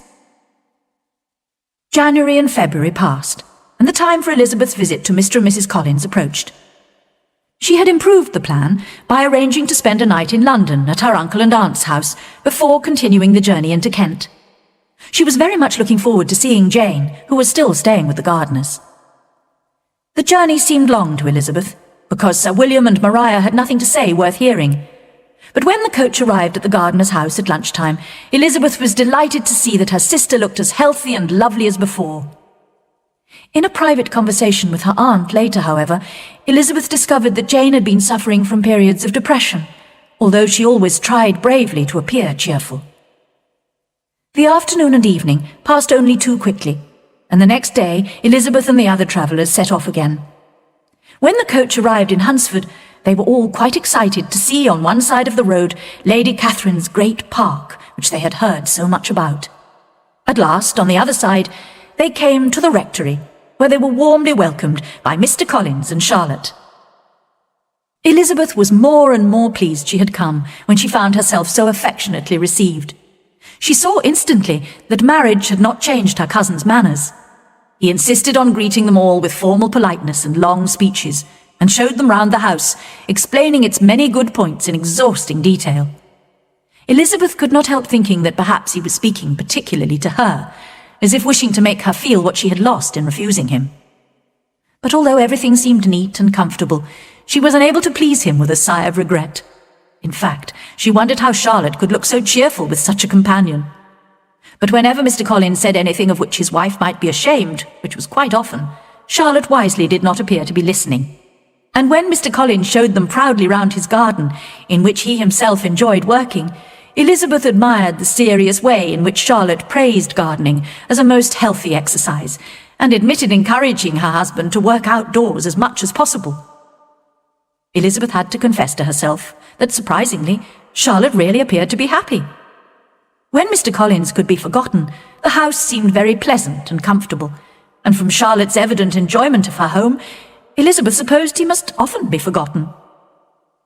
The visitors had only been in the house for a day, when a message came from Lady Catherine, inviting them all to dinner at Rosings Park the next day. Mr Collins was delighted and congratulated his guests on their good luck. "I confess that I might have expected her ladyship to invite us all to drink tea at Rosings on Sunday," he said, "but to invite the whole party to dinner so soon after your arrival too. What a generous and considerate lady she is." The whole of the rest of that day and the next morning was spent discussing their visit to Rosings. This made Sir William and Maria quite nervous when the moment came to walk across the park and enter the great lady's house. Elizabeth, however, was unimpressed by what she had heard of Lady Catherine, and remained calm. She was interested to see that Lady Catherine was a tall, large woman, who held herself stiffly and proudly, and received her guests with an air of disdain. She spoke loudly and decidedly on every matter, and was clearly convinced of her superiority over other people. Her daughter Anne was completely different, a small, thin, ill-looking lady, who spoke very little and only in a whisper. The dinner was very good, and was highly praised by Mr Collins. His repeated compliments, which Elizabeth thought were embarrassing, appeared to please Lady Catherine very much. After dinner, her ladyship talked continuously, giving her opinions without any fear of contradiction or even comment. She then asked Elizabeth many detailed questions about her education, her sisters, and her father's income. Although Elizabeth considered these questions extremely personal and almost rude, she answered them politely and calmly. At the end of the long evening, the visitors were driven home in Lady Catherine's carriage, while Mr Collins praised his patron for her elegance, intelligence, and hospitality. This visit was repeated twice a week, but there was little other entertainment in Hunsford. Elizabeth had pleasant conversations with Charlotte, or read books, or walked along a narrow path by Lady Catherine's park, which no one else seemed to use. It was a quiet life, but she was satisfied with it. However, 2 weeks after her arrival in Hunsford, she heard that some visitors were coming to stay at Rosings. Lady Catherine's nephew, Mr Darcy, was expected soon, accompanied by his cousin, Colonel Fitzwilliam. The next day, the two gentlemen arrived, and came almost immediately to the rectory. Colonel Fitzwilliam was about 30, not handsome, but very gentlemanly, and he talked pleasantly to the ladies. But Mr Darcy looked as cold and proud as ever, and after greeting Mrs Collins, spoke only a few stiffly polite words to Elizabeth. She took the opportunity of asking him if he had by any chance seen Jane in London recently, and thought he looked a little confused when he answered that he had not had that pleasure. Soon after that, the two gentlemen returned to Rosings. Colonel Fitzwilliam's manners were very much admired by the ladies, who felt that he would add considerably to the enjoyment of their evenings at Rosings. But it was not until Easter Day that they received an invitation from Lady Catherine, and when they arrived in her sitting-room, it was clear that she was far more interested in her nephews than in her other guests. Colonel Fitzwilliam, however, seemed really glad to see them, and he came at once to sit beside Elizabeth. They talked so agreeably and amusingly together that Mr Darcy turned his eyes towards them and looked curiously at them several times. When her ladyship also noticed, she called loudly across the room, "Fitzwilliam, what are you talking about with Miss Bennet? Let me hear what it is." "We're speaking of music, madam," he said, when no longer able to avoid a reply. "Of music? Then please speak to all of us. I must have my share in the conversation if you are speaking of music. There are few people in England, I suppose, who have more true enjoyment of music than myself, or a better natural taste. If I had ever learnt to play, I would have been a great musician. But I often tell young ladies practice is very important. I have told Miss Bennet several times that she will never play really well unless she practices more, and she is very welcome to come to Rosings and practice on the piano in the servants' hall. She won't be in anyone's way there, I can promise her." Mr Darcy looked a little ashamed of his aunt's insensitive words. Meanwhile, Colonel Fitzwilliam had persuaded Elizabeth to play some music, and she sat down at the piano. But when she had started playing, Mr Darcy went to stand in front of the piano where he had a good view of her face. At the end of her first piece of music, Elizabeth said, smiling, "You intend to frighten me, Mr Darcy, by coming to listen to me, but I'm obstinate and won't be frightened. I don't think you really believe I intend to alarm you, and I've had the pleasure of knowing you long enough to be aware that you occasionally enjoy stating opinions which are not your own." Elizabeth laughed at this picture of herself, and said to Colonel Fitzwilliam, "Your cousin will teach you not to believe a word I say. Indeed, Mr Darcy, it is very ungenerous of you to mention all my faults, and perhaps rather foolish too, because I may take my revenge, and tell things about you which your relations will be shocked to hear." "I am not afraid of you," said Darcy, smiling. "But let me hear your accusation," cried Colonel Fitzwilliam. "I'd like to hear how he behaves among strangers." "Well, prepare yourself for something very dreadful. The first time I ever saw him was at a ball in Hertfordshire. And at this ball, what do you think he did? He danced only 4 dances. I'm sorry to cause you pain, but that is what happened. He danced only 4 dances, although gentlemen were scarce, and to my certain knowledge, more than one young lady was sitting down waiting for a partner. Mr Darcy, you must admit it." I had not, at that time, the honour of knowing anybody at the ball apart from my own group of friends. I should perhaps have asked to be introduced, but I do not like to recommend myself to strangers. I do not find it easy to talk to people I don't know. "You don't want to take the trouble to do it, Darcy, that's why," said Colonel Fitzwilliam. "I cannot play this piano as well as some other women," said Elizabeth, "but I've always assumed it is my own fault, because I don't take the trouble to practice. I know that I am capable of playing as well as anyone." Darcy smiled and said, You are perfectly right. You have spent your time in a much better way. No one who hears you could imagine any possible improvement. We neither of us perform to strangers." Just then Lady Catherine interrupted them to comment on Elizabeth's playing. "Miss Bennet would play quite well if she had a London teacher. Of course, Anne would have been a delightful performer if her health had allowed her to learn." Elizabeth looked at Darcy to see his reaction to Anne de Bourgh's name. But neither at that moment nor at any other could she observe any sign of love or even interest in his cousin. Lady Catherine continued to give Miss Bennet advice on her playing, but at the request of the gentleman, Elizabeth stayed at the piano for the rest of the evening. Chapter 7. Darcy proposes marriage. Elizabeth was sitting by herself the next morning writing to Jane, while Mrs. Collins and Maria were shopping in the village. She heard the doorbell ring and knew that meant a visitor had arrived, but she was greatly surprised when Mr. Darcy, and Mr. Darcy only, was shown into the room. He seemed astonished too on finding her alone. "I apologize for disturbing you, Miss Bennet. I understood that all the ladies were at home." "Please don't apologize, Mr. Darcy. I hope Lady Catherine and her daughter are well." "Very well, thank you." He said no more. As he seemed in danger of sinking into total silence, Elizabeth had to think of something to say. She remarked, "How very suddenly you all left Netherfield last November, Mr. Darcy. I hope Mr. Bingley and his sisters were well when you left London?" "Perfectly, thank you." That was all the answer he gave. "I think I have heard that Mr. Bingley has not much idea of ever returning to Netherfield again."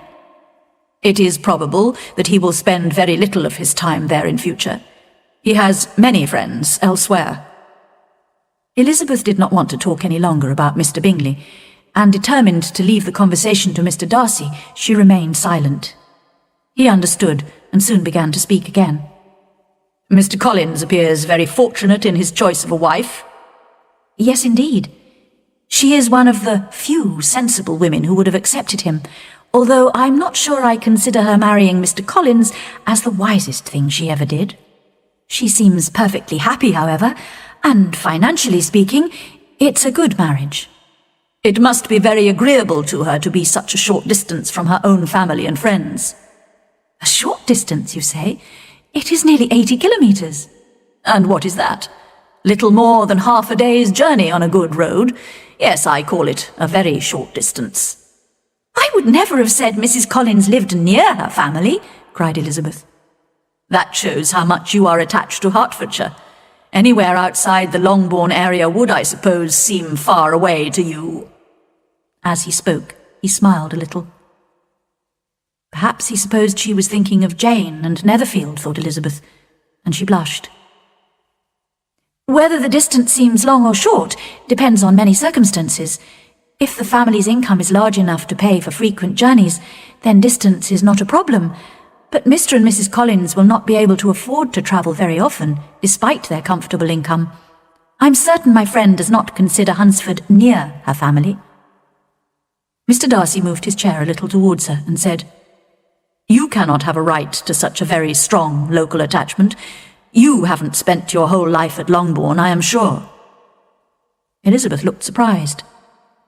Experiencing a change of feeling, the gentleman moved his chair away again, took a newspaper from the table, and glancing at it said in a colder voice, "Are you pleased with Kent?" They discussed Kent calmly and politely for a few minutes, and were then interrupted by Charlotte and Maria, who had returned from the village. Mr. Darcy sat a little while longer without saying much to anybody, and then went away. "What can be the meaning of this?" said Charlotte as soon as he had gone. "My dear Lizzie, he must be in love with you, or he would never have visited us in this familiar way." But when Elizabeth described his silence, that did not seem likely, even to hopeful Charlotte, and they could only suppose that he had nothing better to do. In fact, from now on, both Mr. Darcy and Colonel Fitzwilliam called regularly at the rectory. It was obvious that Colonel Fitzwilliam came because he enjoyed talking to the ladies, and Elizabeth was reminded by her own satisfaction in being with him, as well as by his evident admiration of her, of her former favourite, Wickham. But it was more difficult to understand why Mr Darcy came. He did not often speak, and seldom appeared interested in the conversation. Even Charlotte, who observed Mr Darcy closely, was not sure whether he admired Elizabeth or not, and began to hope that perhaps her friend might marry Colonel Fitzwilliam instead. When she took her daily walk along the path bordering the park, Elizabeth met Mr Darcy unexpectedly more than once. This was the more surprising because she was careful to inform him that it was her favourite walk, so that he could avoid meeting her. It was also strange that although he could just have greeted her and walked on, he always thought it necessary to turn back and walk with her. She could not quite understand him. But one day, as she was walking, she met Colonel Fitzwilliam, not Mr Darcy, and greeted him with a smile. They walked back to the rectory together. "Are you leaving Kent this Sunday?" she asked. "Yes, if Darcy doesn't put it off again." "He is fortunate to be able to arrange things as he likes." "Well, we all want to do that," replied Colonel Fitzwilliam. "But he is used to doing what he likes, because he is rich, and many others are poor. I, for example. I'm a younger son, you know, and won't inherit my father's fortune, so I shall never be rich or independent like Darcy." "Now, seriously, you cannot call yourself poor. When have you ever suffered because of lack of money?" "Well, perhaps I haven't really suffered much yet, but there are difficulties. A younger son doesn't have a free choice when marrying. He cannot afford to marry a girl with no fortune." Elizabeth blushed, thinking that he might mean her, and began to talk of something else. She asked him about Darcy's sister, and mentioned that the Bingley sisters liked her very much. "Bingley? Yes, I know them. Their brother is very pleasant. A great friend of Darcy's," answered Colonel Fitzwilliam. "Oh, yes. Mr Darcy is extremely kind to Mr Bingley, and takes very good care of him," said Elizabeth dryly. "Yes, I believe Darcy does take care of Bingley. I'm thinking of a recent situation which Darcy was telling me about on the journey here. He was congratulating himself on having saved a friend from a most foolish marriage. Of course, I'm not sure the friend was Bingley, as Darcy didn't mention the name." "Did Mr Darcy give you his reasons for interfering?" "I understood that there were some very strong objections to the lady." Elizabeth could not speak for a moment. When she was able to control her anger, she changed the conversation. As soon as they reached the rectory, she said goodbye to Colonel Fitzwilliam and went straight upstairs to her room. At last she could think without interruption about what he had told her. Bingley must have been the friend to whom Darcy was referring. She had always assumed that Darcy was involved in the plan to separate Jane and Bingley, but now it appeared that he, not Miss Bingley, was the main cause of all that Jane had suffered and still continued to suffer. The very strong objections to the lady probably consisted of having one uncle who was a country lawyer and another who was in business in London. There could be no possible objections to Jane herself, as she was intelligent, beautiful and charming. Nor could anyone object to Mr Bennet as a father-in-law. When Elizabeth thought of her mother, she felt a little less confident. She was still convinced, however, that Mr Darcy was interested in high-born connections rather than character or common sense. It was this, the worst kind of pride, which had destroyed for a while every hope of happiness for the most affectionate, generous heart in the world. Thinking about all this made Elizabeth so upset and unhappy that she soon had a headache. It grew so much worse in the evening, and she was so unwilling to see Mr Darcy that she decided not to go to Rosings that evening with Mr and Mrs Collins. Instead, she stayed in the rectory sitting-room, rereading Jane's recent letters from London. She was saddened to discover that although Jane never complained or referred to the past, in almost every line there was a lack of cheerfulness which Elizabeth had not noticed the first time, and which now made her rather anxious. She was relieved to think that Darcy would be leaving Rosings in 2 days' time, and she herself would be with Jane in less than 2 weeks. Colonel Fitzwilliam would also be leaving with Darcy, but he had made it clear that he had no intention of proposing to her, so she did not intend to be unhappy about him. Just then she heard the doorbell, and wondered if it might be Colonel Fitzwilliam come to inquire about her health. But to her astonishment, she saw Mr. Darcy walk into the room. In a hurried manner, he began to ask how she was feeling. She answered him with cold politeness. He sat down for a few moments, and then, getting up, walked about the room. Elizabeth was surprised, but said nothing. After a silence of several minutes, he came towards her, with none of his usual calmness, and said, "In vain have I struggled. It is no good. I cannot conquer my feelings. You must allow me to tell you how warmly I admire and love you." Elizabeth stared, blushed, doubted, and was silent. He considered this sufficient encouragement, and confessed all that he felt and had felt for a long time for her. He expressed himself well, but it was not only of love that he spoke. He also talked of his pride, and his sense of her social inferiority, which had made him struggle against his feelings for so long. In spite of her dislike for him, Elizabeth appreciated what a compliment such a man's affection was, and was at first sorry for the pain he was about to receive. But soon, as she heard his references to her inferior position, she lost all pity and became very angry. She waited patiently, however, until he had finished. He ended by describing the strength of his love for her, which, in spite of all his attempts, he had been unable to conquer with arguments of reason and common sense. And finally, he asked for her hand in marriage. She could see that he had no doubt of a favourable answer, which only made her angrier. "I believe society considers it correct in cases like this," she replied, "to express grateful thanks. So if I could feel grateful, I would now thank you. But I cannot. I have never wanted your good opinion of me, and I cannot accept it. I am sorry to hurt anyone, but it has not been done deliberately, and I hope the pain will not last long. The pride, which you tell me, has long prevented the expression of your affection, can have little difficulty in conquering your feelings after this explanation." Mr. Darcy, whose eyes were fixed on her face, was both angry and surprised by her words. His face went pale, and he was clearly struggling to control himself. There was a dreadful pause, and then he spoke in a voice of forced calmness. "And this is all the reply I am to have the honour of expecting? I might, perhaps, wish to be informed why, with so little attempt at politeness, I am rejected." "I might as well ask why, with so evident a wish to offend and insult me, you chose to tell me that you loved me against your reason, and even against your character. But even if my own feelings towards you had been favourable, do you think anything could tempt me to accept the man who has destroyed, perhaps forever, the happiness of a most dear sister?" As she said this, Mr. Darcy changed colour, but he listened without trying to interrupt her as she continued.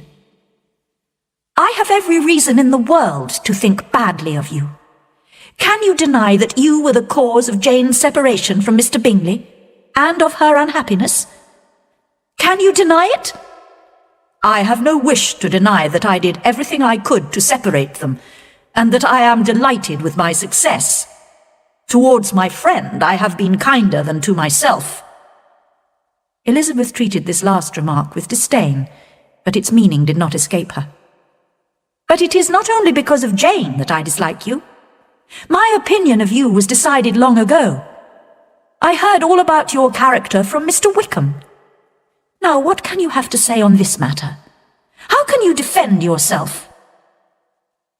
"You take an eager interest in that gentleman," said Darcy, less calmly than before. The colour was rising in his face. "Who can help feeling an interest in him when we hear of the unfortunate life he has had?" "Unfortunate!" repeated Darcy contemptuously. "Yes, unfortunate indeed." "And it was your fault," cried Elizabeth with energy. "You took away his chance of a comfortable income and a good position, which you knew had been intended for him. You have left him poor and dependent and disappointed. You have done all this, and you can still treat the mention of his name with contempt." "And this," cried Darcy, as he walked with quick steps across the room, "is your opinion of me? Thank you for explaining it so fully.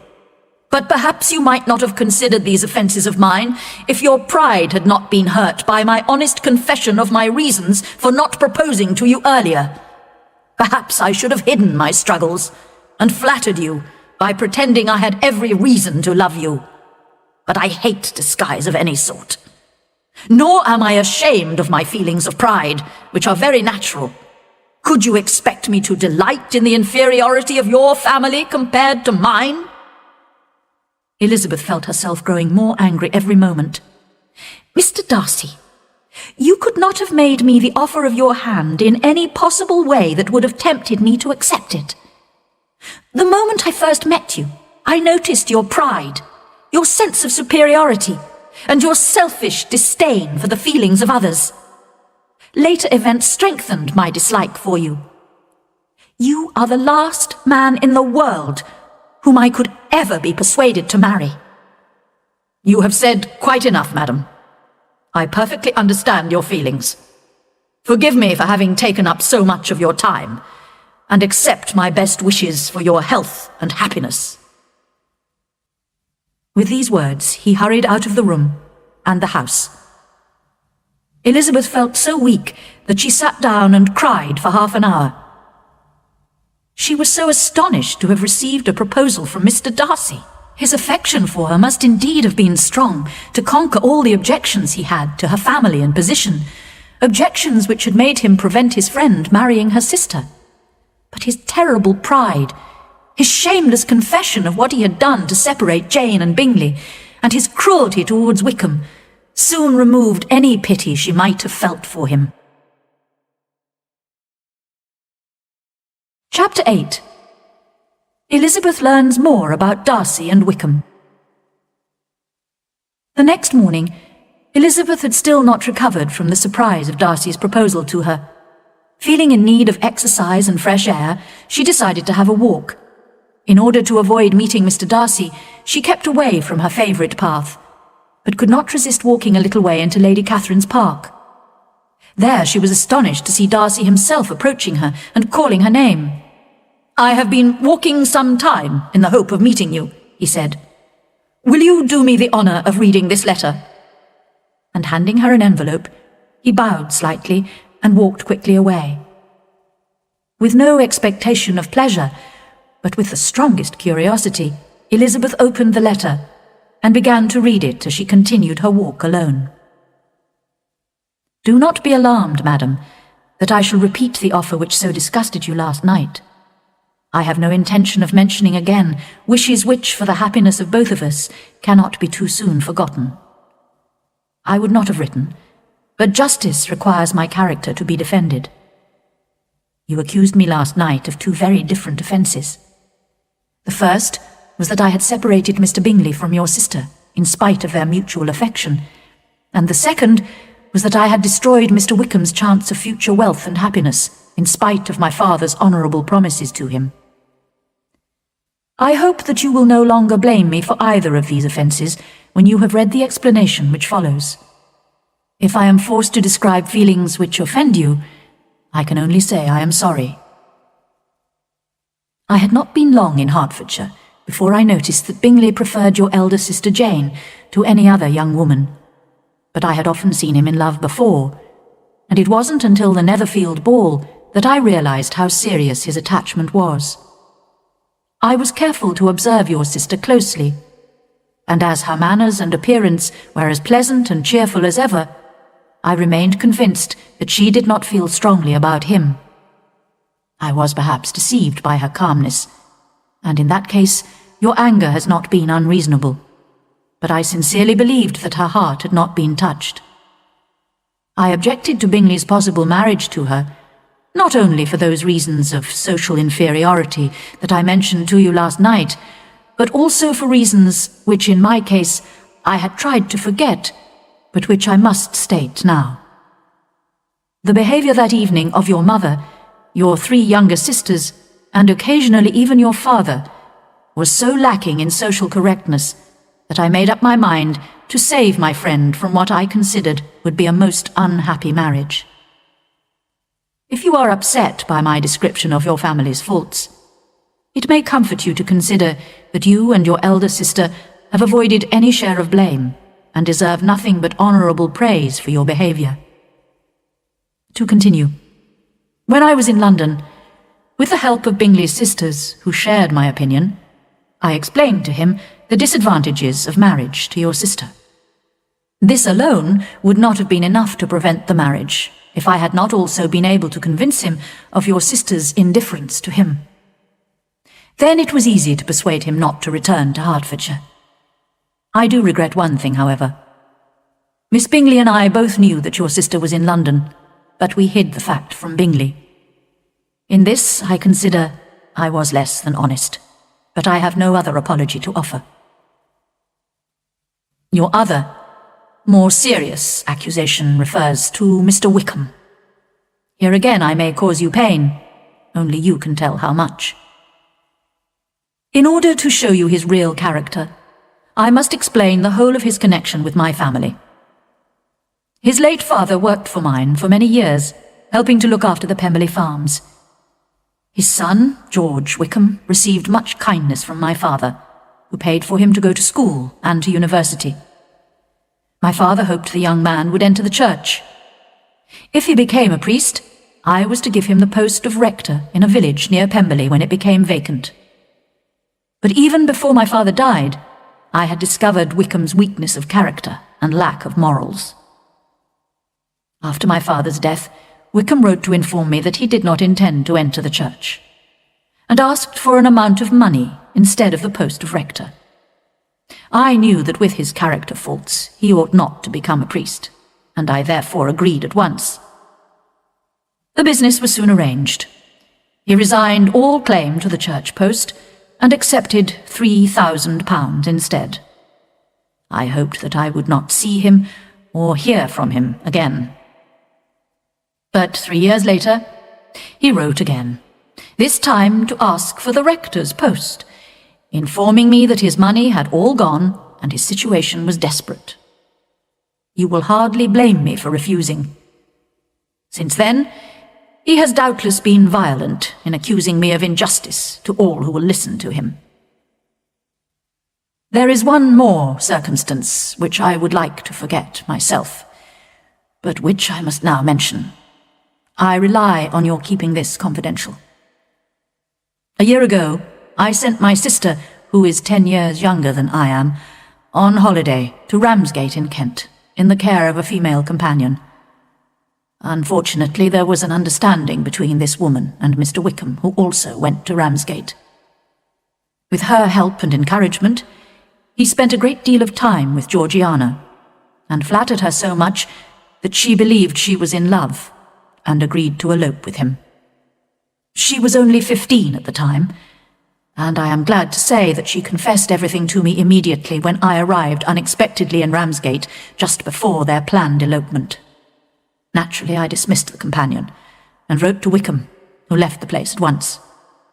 He was doubtless most interested in my sister's fortune, which is £30,000, but I cannot help supposing that he was also eager to revenge himself on me. I hope you will now clear me of all blame in this matter. If, madam, you doubt the truthfulness of my description of these circumstances, I suggest you speak to Colonel Fitzwilliam. As my cousin and close friend, he knows every detail of these events, and will be happy to support what I say. I will only add, may God be with you. Fitzwilliam Darcy. Elizabeth experienced a variety of emotions as she read the letter. She was astonished to discover that Darcy was capable of any sort of apology. It was with a strong prejudice against anything he might say that she began reading his explanation of what had happened at Netherfield, and at first she was too angry with him to treat him with justice. But when she went on to read his description of his relationship with Wickham, she hesitated. It was so very different from Wickham's story, which she would have preferred to believe. But after a few moments' thought, she realized that Darcy's statement was much more likely to be true. She began to remember several things about Wickham which now appeared strange to her. On the first evening she had met him, he had told the whole story about his lost fortune and the Darcy family to her, a total stranger. Then he had boasted of having no fear of Darcy, but had avoided the Netherfield ball the very next week. In addition, he had waited until the Bingleys and Darcy had left Netherfield before making his accusations public. She reminded herself that no one in Hertfordshire knew anything about Wickham's past, so it was quite possible that he lacked morals, as Darcy said. She had to admit that Darcy himself, though horribly proud, had always shown himself to be a gentleman. Finally, Darcy would certainly not have dared to refer her to Colonel Fitzwilliam if he were not certain that his cousin could prove these statements. She became absolutely ashamed of herself. "How badly I have behaved," she cried. "How prejudiced I have been! I, who have always been so proud of my ability to judge people. That pride has led me blindly into making a stupid mistake. Flattered by Wickham's interest and offended by Darcy's coolness, I have misjudged both of them. Till this moment, I never knew myself." She reread what Darcy had to say about Jane, and this time was forced to admit that Jane had displayed few outward signs of her feelings for Bingley. Charlotte had even commented on it. Then, when Elizabeth looked again at Darcy's comments on her family's behaviour, her sense of shame was very great, and she could not deny the justice of his words. Feeling more miserable than she had ever felt before, she slowly returned to the rectory, where she had difficulty in maintaining a cheerful appearance. Mr Darcy and Colonel Fitzwilliam left Rosings the next day, and were sadly missed by their aunt, who now had so little entertainment that she invited the Collinses and their visitors several times that week. As Elizabeth only had a few days left before the end of her visit, she thought it fortunate that most of her time was occupied. When she had a moment to herself, it was a great relief to walk outside in the garden or the park, alone with her thoughts. She soon knew Mr Darcy's letter by heart. Although she was still angry with him for the proud, overconfident way in which he had proposed, her anger turned against herself when she considered how unjustly she had criticised and accused him. She respected his character and felt pity for his disappointment, but did not for a moment regret her refusal, or have the slightest desire to see him ever again. She was saddened when she thought of her family.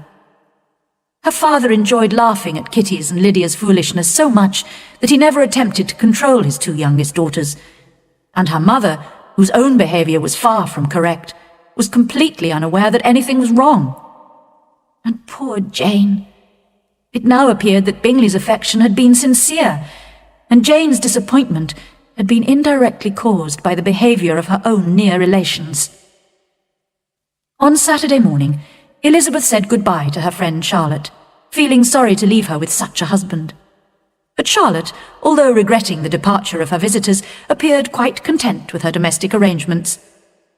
Mr Collins took care to say to Elizabeth before she left, "I do hope, my dear Miss Elizabeth, that you will be as happy in marriage as I am. My dear Charlotte and I have one mind and one way of thinking. We seem to be made for each other." "It is most fortunate when that is the case," was all that Elizabeth could safely reply. By midday she had arrived in London, where she had arranged to stay a few days at her aunt's house. There was, however, no opportunity to discuss Mr Darcy's letter with Jane until they both reached Longbourn again at the end of the week. It was pleasant to be at home again, but Elizabeth was very conscious of her younger sister's silliness. They were full of the sad news they had just heard, that the regiment was leaving Meryton in 2 weeks' time and would be staying for the summer in Brighton, a holiday town on the south coast. Lydia and her mother were trying hard to persuade Mr Bennet to take them to Brighton too for several months, as the summer would be so miserable in Hertfordshire without the officers. Fortunately, Elizabeth felt sure her father would not agree to this foolish idea. When she and Jane were alone, she told her sister about Darcy's proposal of marriage. Jane was astonished, but soon her sisterly feelings made her think it quite natural, and her kind heart felt pity for Darcy's disappointment. However, when she heard about George Wickham's wickedness, as explained in Darcy's letter, she was deeply shocked. After some discussion, the sisters decided not to tell anyone what they knew about Wickham, as he would soon be leaving Meryton in any case. Elizabeth felt greatly relieved by this conversation.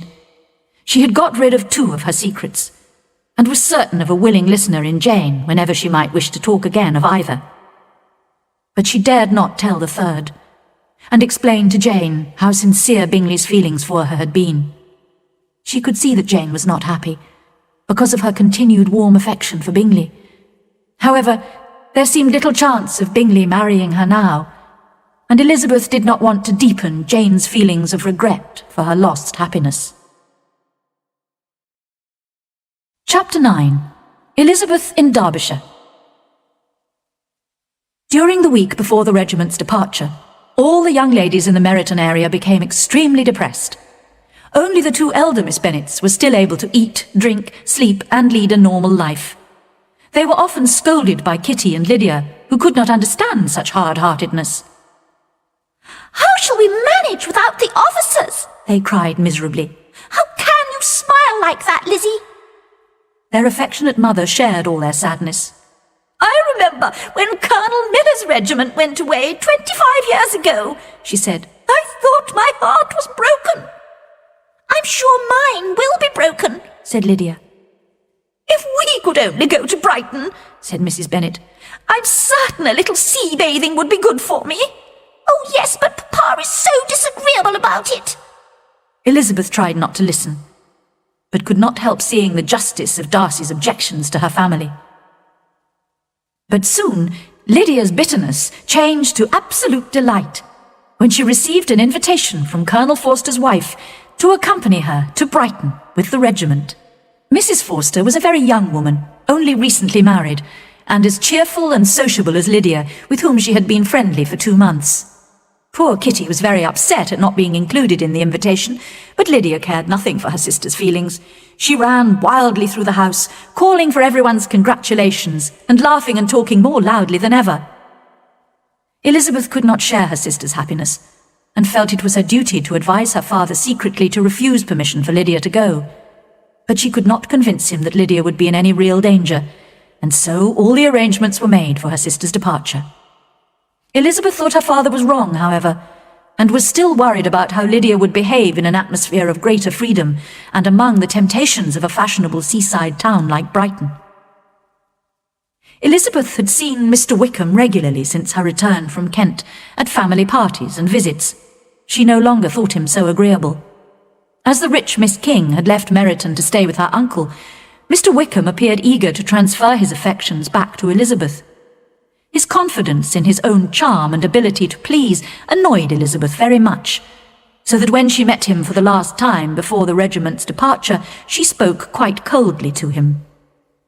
In reply to a polite question of his about her Hunsford visit, she could not stop herself mentioning her frequent meetings with Mr. Darcy and her favourable opinion of that gentleman's character. Wickham looked a little embarrassed and made no further attempt to charm Elizabeth.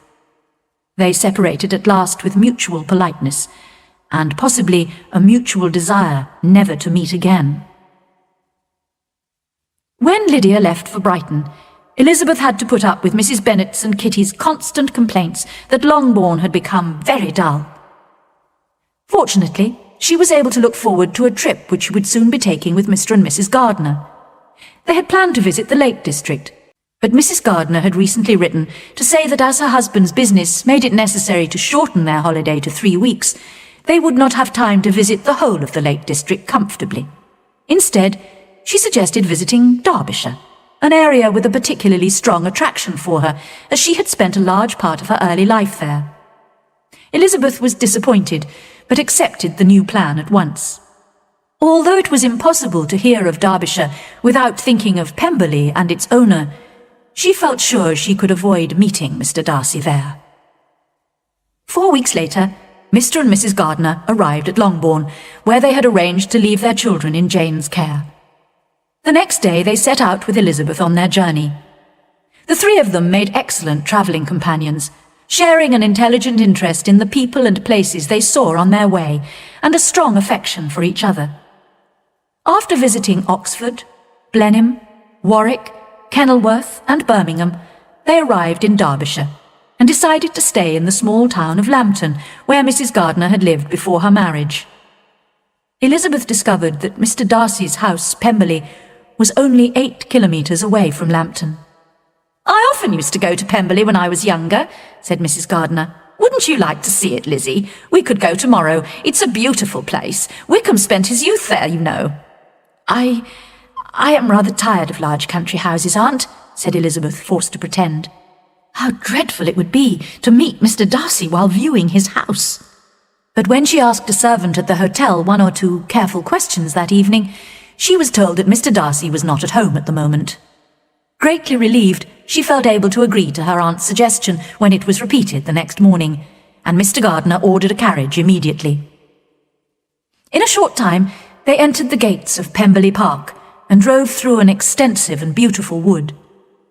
At the top of a hill, they had their first view of Pemberley House, situated on the other side of a valley, with a line of high wooded hills behind. The house was a large, handsome stone building, which appeared to fit naturally into the scenery. Mr. and Mrs. Gardiner were warm in their admiration, and Elizabeth was delighted. At that moment, she felt that to be mistress of Pemberley might be worthwhile. They drove up to the front door and asked to be allowed to visit the house. The Pemberley housekeeper, a respectable elderly woman, showed them round. All the rooms were of a good size and elegantly yet sensibly furnished. From every window there was an attractive view. Elizabeth began to admire the owner's taste in everything she saw. And I might have been mistress of this place, she thought. Instead of viewing these rooms as a stranger, I might be welcoming my uncle and aunt as visitors. But no, she suddenly remembered, that could never be. I wouldn't have been able to invite my uncle and aunt, or any other of my vulgar family connections. This was a lucky thought, which saved her from something like regret. She longed to inquire of the housekeeper whether her master were really absent, but luckily her uncle asked the question instead. It was quite alarming to hear that Mr. Darcy was expected to arrive the next day with a large group of friends. How glad Elizabeth was that their own journey had not been delayed a day. Mr. and Mrs. Gardiner were enjoying their conversation with the housekeeper, who seemed content to talk about her master. "Mr. Darcy is a very handsome gentleman, as you will see from the painting upstairs. His sister is most attractive too, and so accomplished. She plays and sings the whole day.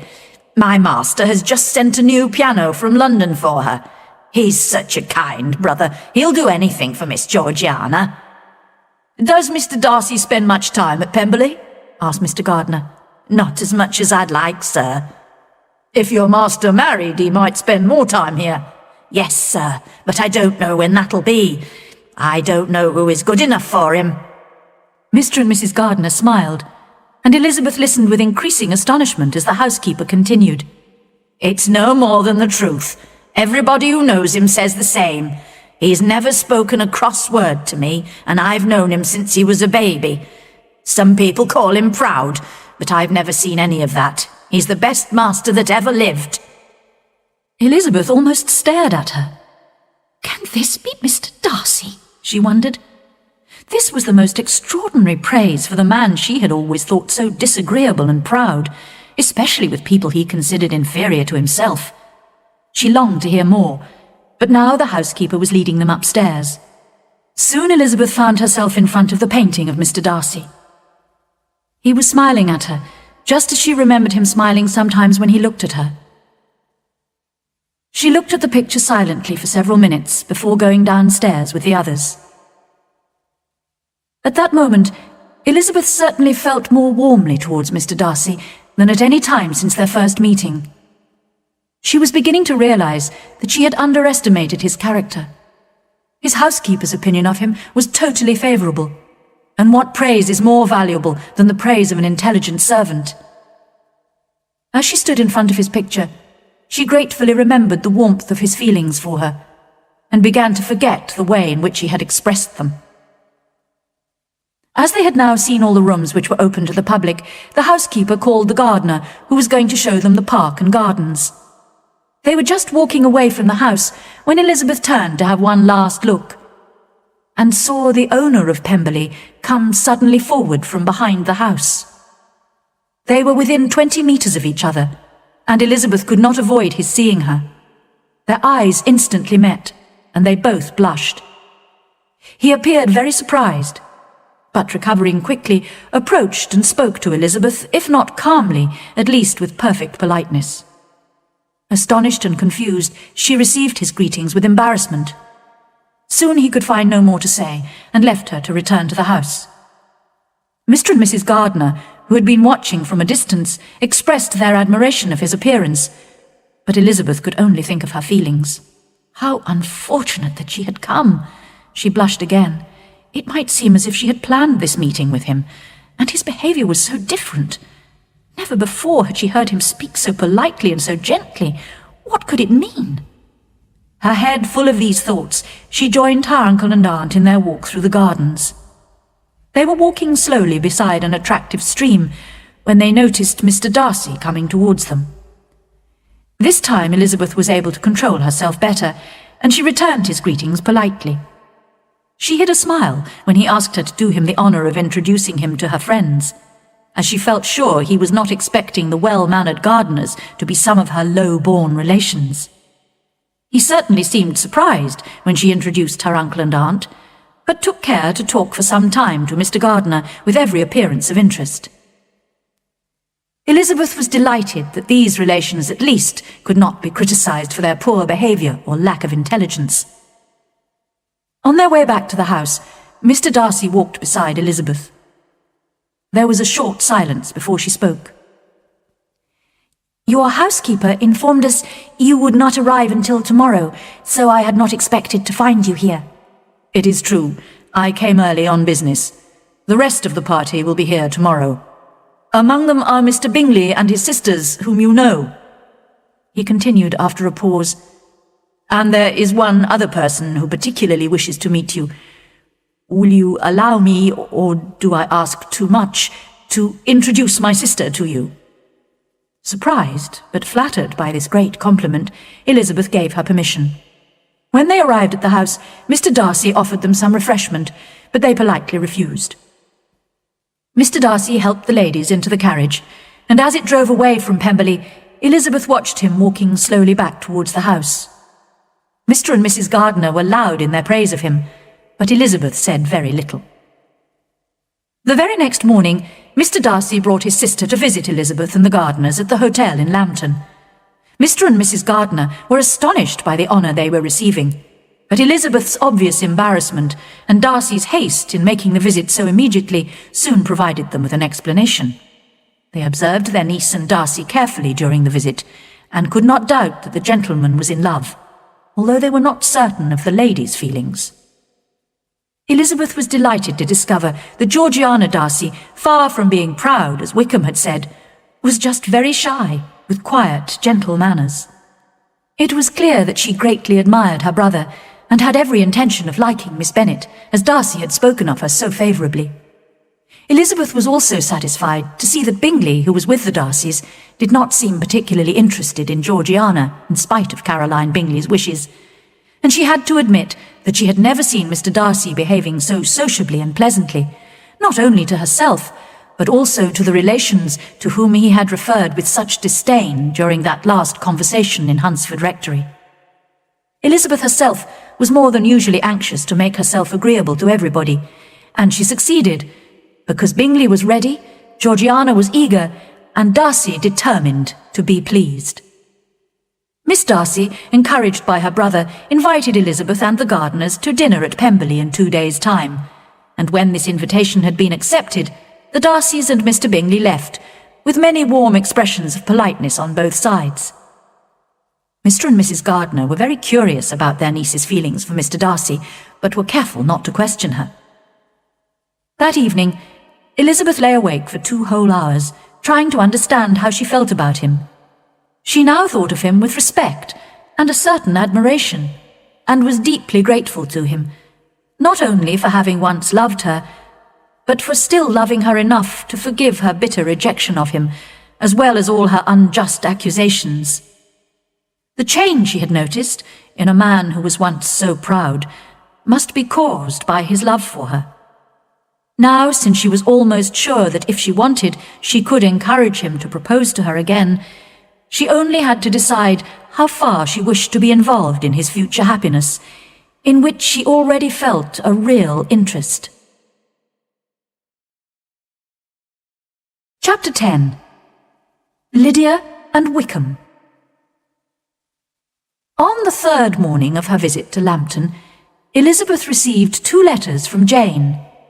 The first had been badly addressed and sent elsewhere, then redirected. Her aunt and uncle were out walking, so she sat down to read them at once.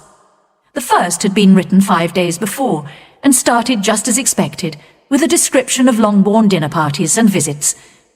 But the second half of this letter was dated a day later, and was evidently written in a great hurry. This is what it said. Since writing the above, dear Lizzie, something most unexpected and serious has happened, but I do not wish to alarm you. We are all well. It concerns poor Lydia. An express letter came at midnight last night, when we were all in bed, from Colonel Forster, to inform us that she had run away to Scotland with one of his officers, with Wickham, in fact.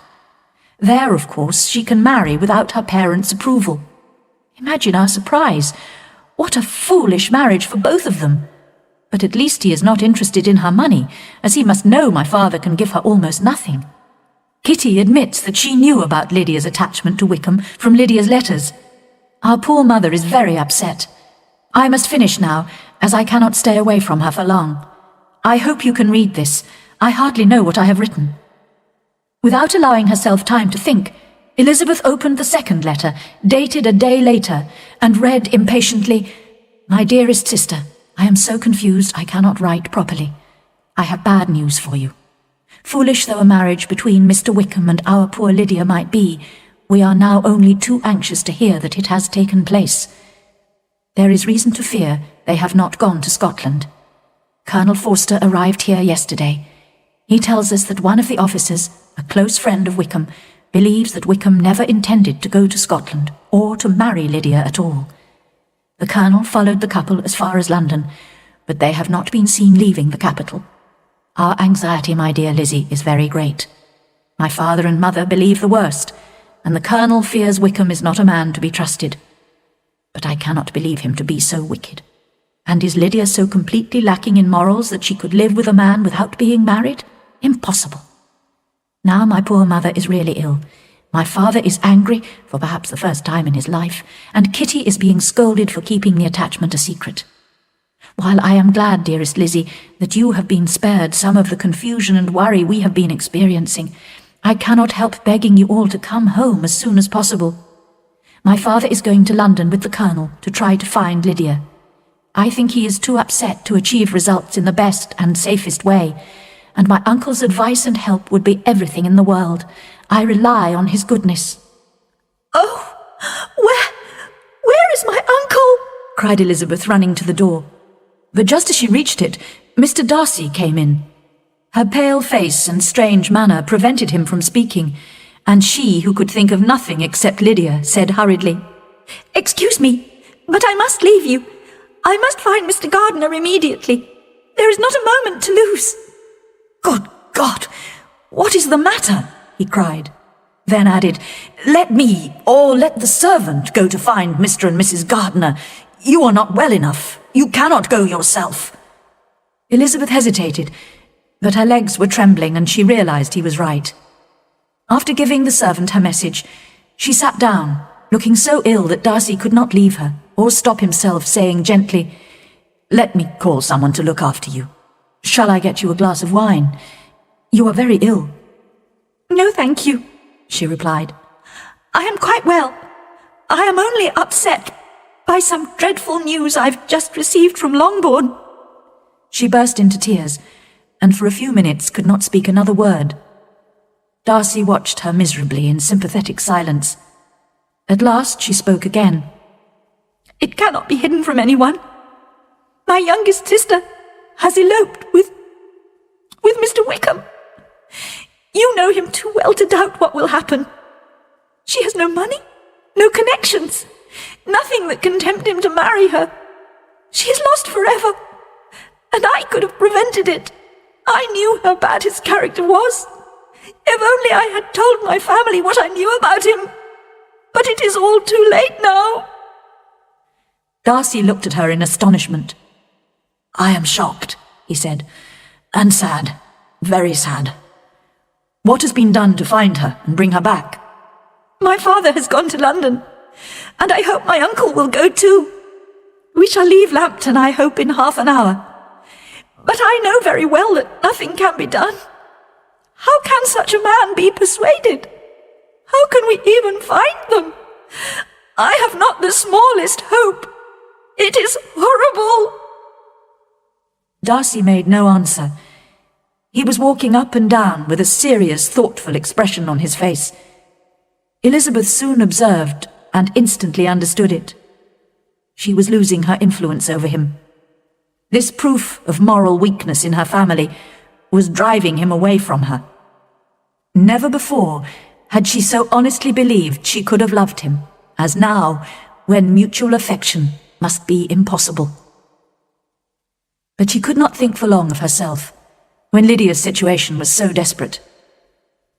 Mr. Darcy left almost immediately, politely regretting that Elizabeth and her aunt and uncle would not, in the circumstances, be able to come to dinner at Pemberley that day, and again expressing his sympathy. When Mr. and Mrs. Gardiner entered the room, Elizabeth hurriedly explained everything to them, and was greatly relieved when they agreed to leave at once to return to Longbourn. Their packing was done at great speed, and soon they were in the carriage, driving south. "Lizzie," began Mrs. Gardiner, "I cannot believe that Wickham's character is so bad that he would run away with Lydia and not marry her. Do you really think he is capable of that?" "My dear aunt, Jane and I both know that he has neither honesty nor honour. He has falsely accused Mr. Darcy and has lied wickedly about the whole Darcy family. You saw what a shy, gentle girl Miss Darcy is, but he had described her as proud, disagreeable, and disdainful." "But does Lydia know nothing of this?" "Oh, no, that is the worst of all.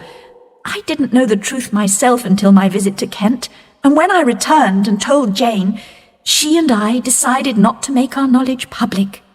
Now I know that was a mistake. I never thought that Lydia could be in any danger from him." When they arrived at Longbourn, Elizabeth and her aunt were able to help Jane in looking after the children. They also attempted to calm Mrs. Bennet, who, however, refused to be calmed and blamed everyone except herself for the disaster.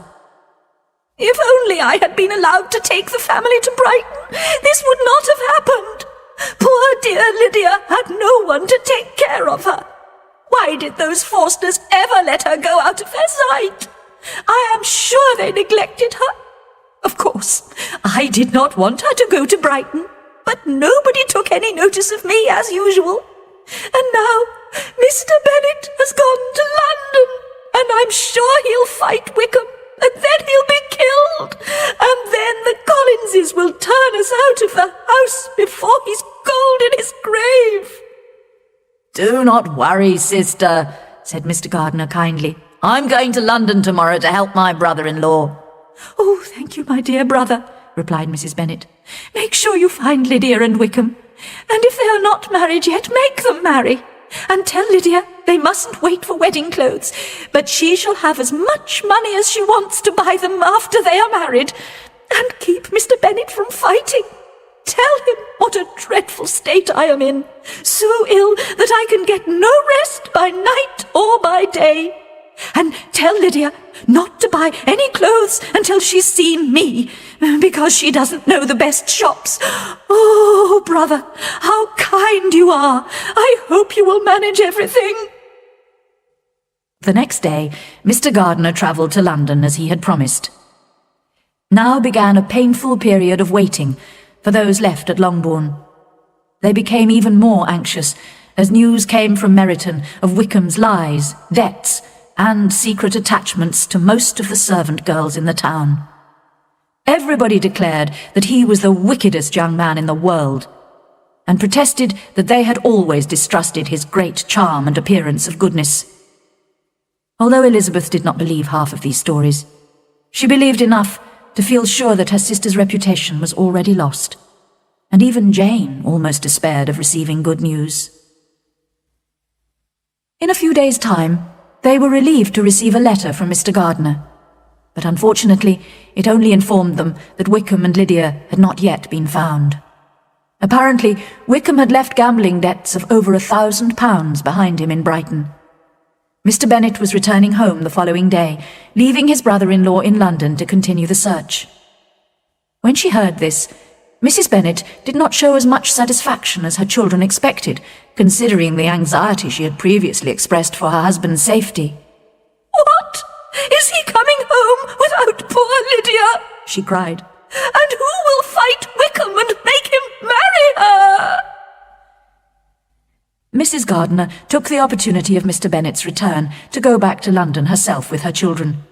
She was still longing to know how Elizabeth's relationship with Darcy had developed, but Elizabeth had not once mentioned his name, so her aunt did not dare to ask any direct questions. When Mr. Bennet arrived home, he appeared as calm as ever, but in a conversation with Elizabeth, he admitted that he felt to blame for Lydia's elopement. "I know I should have had more control over her," he said. "And Lizzie, you were right. I should never have let her go to Brighton." Kitty, who was listening, said, Papa, if I ever went to Brighton, I'd behave much better than Lydia has done. "You go to Brighton?" cried her father.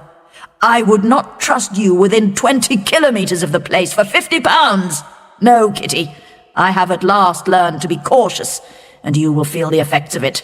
No officer may ever enter the house again, or even pass through the village, and balls will be absolutely forbidden unless you dance only with your sisters." Kitty, taking these threats seriously, began to cry. "Well, well," said he, "don't make yourself unhappy. If you are a good girl for the next 10 years, I'll take you to the theatre at the end of that time." 2 days later, the news for which they had all been waiting so anxiously arrived. Mr. Gardiner's letter informed them that Wickham and Lydia had been found, but that they were not married. However, certain financial arrangements had been made with Wickham. Mr. Bennet was asked to pay Lydia £100 a year, as well as arranging for her to inherit her equal share of the £5,000 which the Bennet girls would inherit after their parents' death. If these reasonable conditions were agreed, Wickham had promised to marry Lydia. At first, Elizabeth and Jane were delighted that their sister's reputation would be saved through marriage, even to such a man as Wickham. But then their father explained that Wickham would never have agreed to marry Lydia unless he had been paid a considerable amount of money immediately. They began to worry that it would be difficult to repay Mr. Gardiner, who must have bribed Wickham in this way. Mrs. Bennet, however, had no such worries. "He is her own uncle after all," she cried happily. "Why shouldn't he pay? My dear, dear Lydia, married at 16, how I long to see her, and dear Wickham too. But the wedding clothes! I'll write to my sister-in-law about them at once. I'm so happy.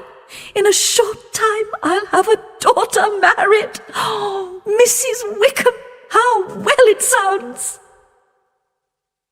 Now that Lydia was going to be married, Elizabeth greatly regretted telling Darcy of her fears for her sister. But even if Lydia had been married in the most honourable way, it was extremely unlikely that Mr. Darcy would wish to connect himself with a family in which there was a close relationship with Wickham, the man he most justly disliked. She could not expect him to go on caring for her, as she felt certain he had done when they met in Derbyshire. But now that she was sure he could not love her, she was convinced they could have been happy together. He seemed to be exactly the man who would have suited her. They could have usefully influenced each other. His mind might have been softened, and his manners improved by her sociability, and she might have learnt from his greater judgment and knowledge of the world. But no such relationship could now teach an admiring world what happiness in marriage was really like. Instead, Wickham would marry Lydia, with little chance of happiness for either of them.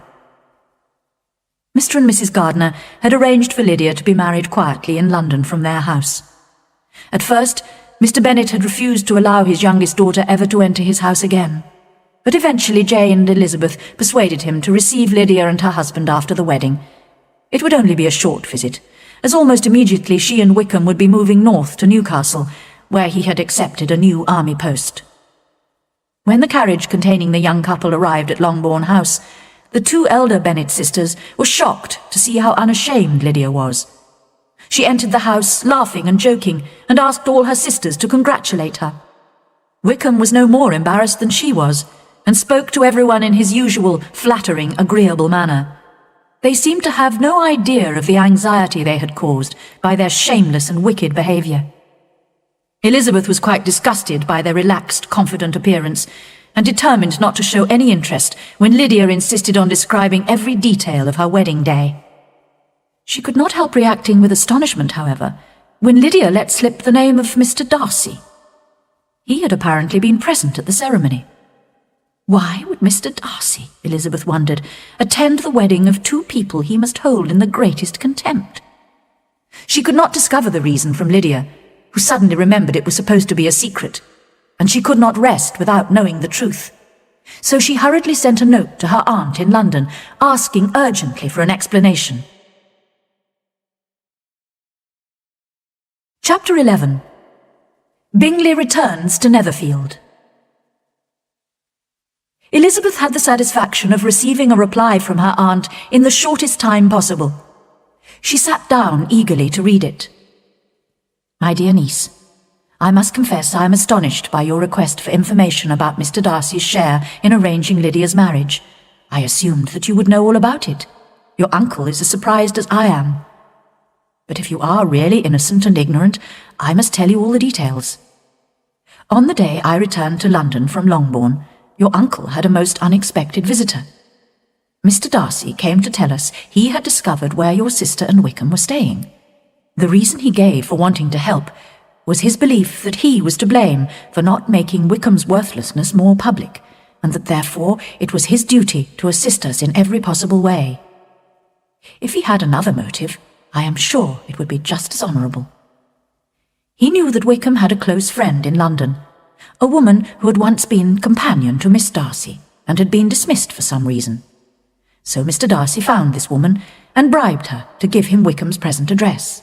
He went to see Wickham, and insisted on seeing Lydia, hoping to persuade her to return to her family. However, Lydia told him she only cared for Wickham, and had no intention of leaving him, whether he married her or not.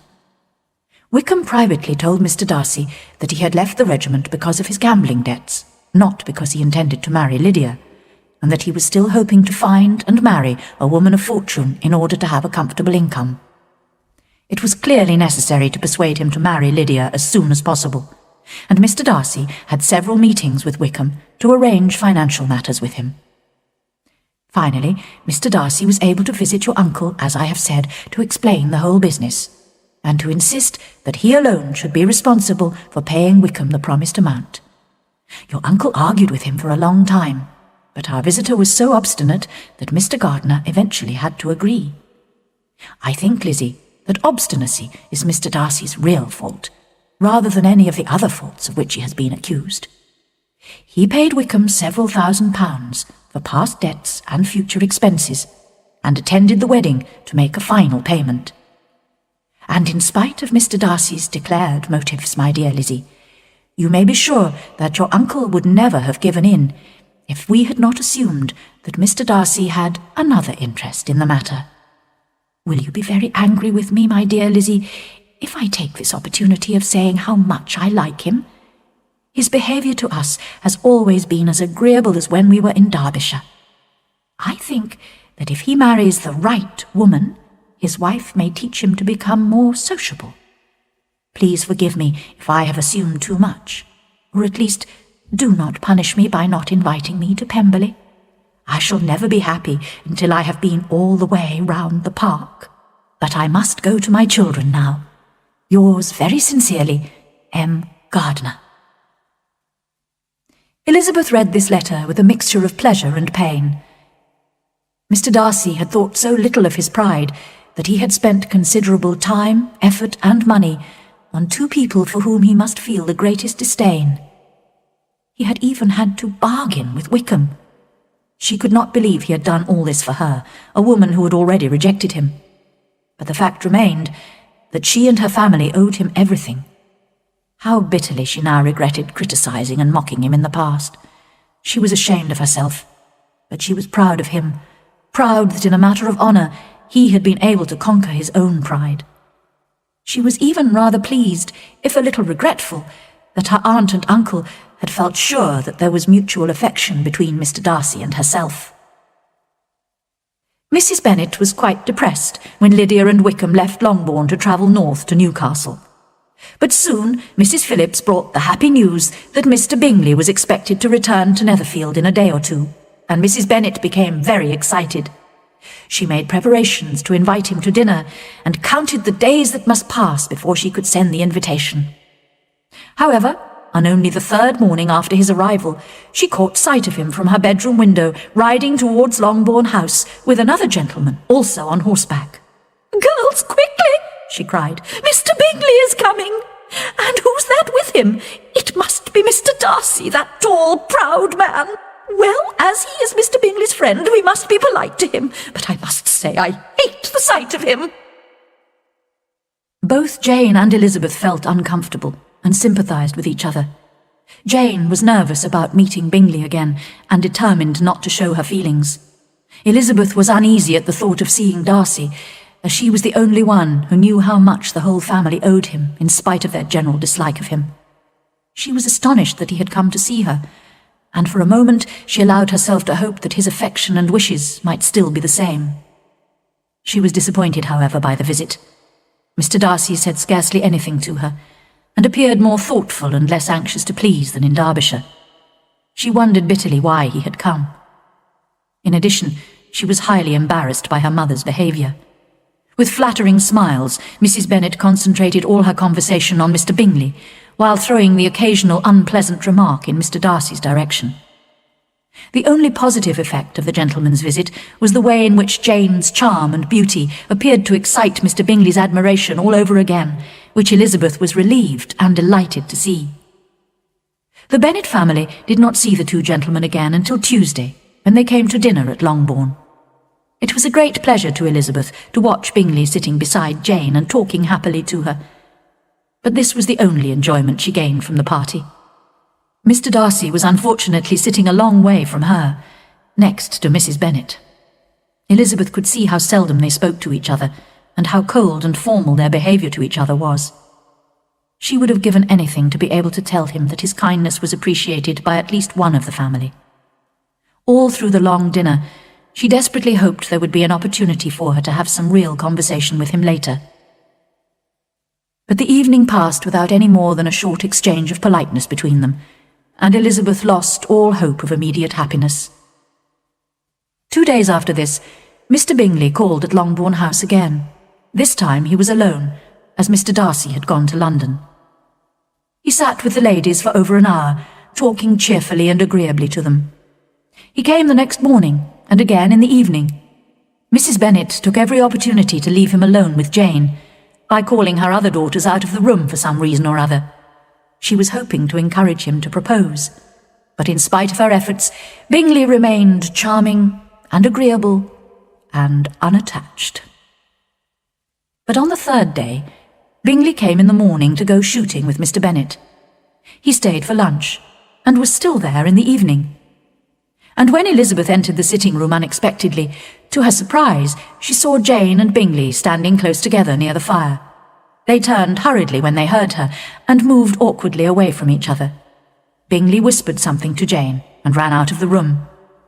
Jane could not keep her secret from her sister, and kissing her, cried, "I am the happiest creature in the world. Oh, Lizzie, I do not deserve this. Why isn't everybody as happy as I am?" Elizabeth congratulated her sister most warmly and sincerely. At last, she thought, the end of all Mr Darcy's anxious advice, the end of all Caroline Bingley's lies and plans, the happiest, wisest, most reasonable end. "I must go and tell my mother," continued Jane, as he has just gone to ask my father's permission. Oh, Lizzie, what happiness!"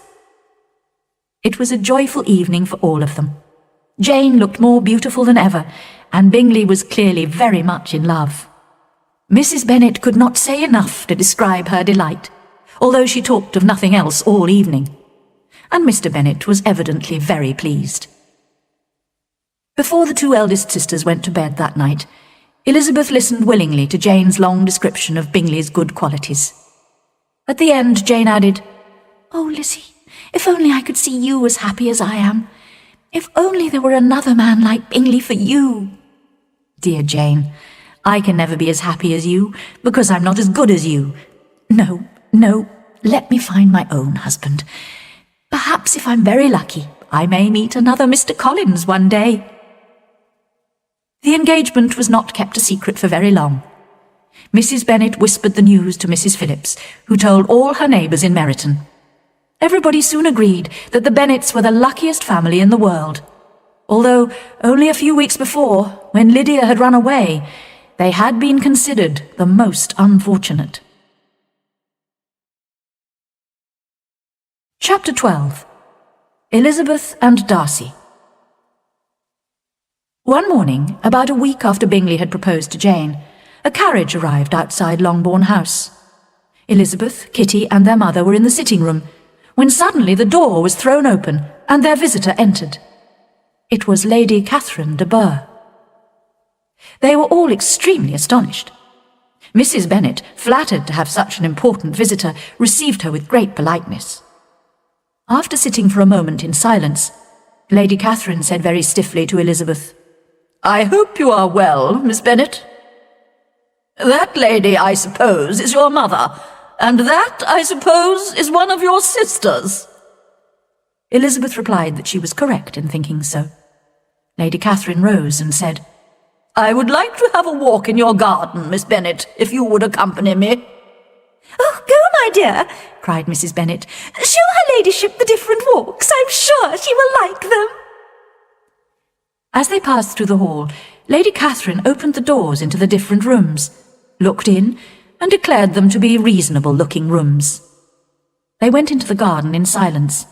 Elizabeth was determined to make no effort at conversation with a woman who was being more than usually rude and disagreeable. Lady Catherine began speaking when she was sure they were alone. "You must know, Miss Bennet, why I have come." Elizabeth looked surprised. "Indeed, you are mistaken, madam. I have no idea why you are honouring us with a visit." "Miss Bennet," replied her ladyship angrily, "however insincere you may be, you shall not find me so. A most alarming report reached me 2 days ago. I was told that you, Miss Elizabeth Bennet, would soon be engaged to my nephew, my own nephew, Mr. Darcy. Although I knew it must be a shameful lie, and I would not offend him by supposing it to be possible, I decided at once to come here to let you know my feelings." "If you believed it to be impossible," said Elizabeth with disdain, "I wonder why your ladyship took the trouble of coming so far." "I came to insist on having this report contradicted. Tell me, is it true?" "Your ladyship may ask questions which I shall not choose to answer." "This is too much. Miss Bennet, I insist on an answer. Has my nephew made you an offer of marriage?" "Your ladyship has declared it to be impossible." "It ought to be impossible, but your skilful charms may have made him forget, in a moment of foolishness, what he owes to himself and his family. You must tell me. I am almost his nearest relation, and I have a right to know his plans." "But you have no right to know mine." "Let me speak plainly. This marriage, which you dare to hope for, can never take place, because Mr. Darcy is engaged to my daughter. His mother and I planned their marriage when they were still children. They are an ideal couple, both from respectable, honourable, ancient families, with an excellent fortune on both sides. What can possibly divide them? The desperate ambitions of a young woman without family connections, or fortune? It cannot be. And I warn you, Miss Bennet, if you marry him, do not expect to be noticed by his family or friends. Your name will never even be mentioned by any of us. These are heavy misfortunes. But the wife of Mr. Darcy must necessarily be so happy that she could not regret her marriage. Obstinate girl, tell me, are you engaged to him? Elizabeth could not avoid saying, after a moment's thought, "I am not." Lady Catherine seemed pleased. And will you promise me never to enter into such an engagement? I will make no such promise. You have totally misunderstood my character if you think I can be persuaded by such threats. I do not know whether your nephew would approve of your interference in his life, but you certainly have no right to interfere in mine.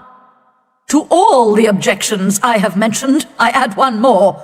I am aware of your younger sister's elopement. Is such a girl to be my nephew's sister-in-law and bring shame on the ancient name of Darcy?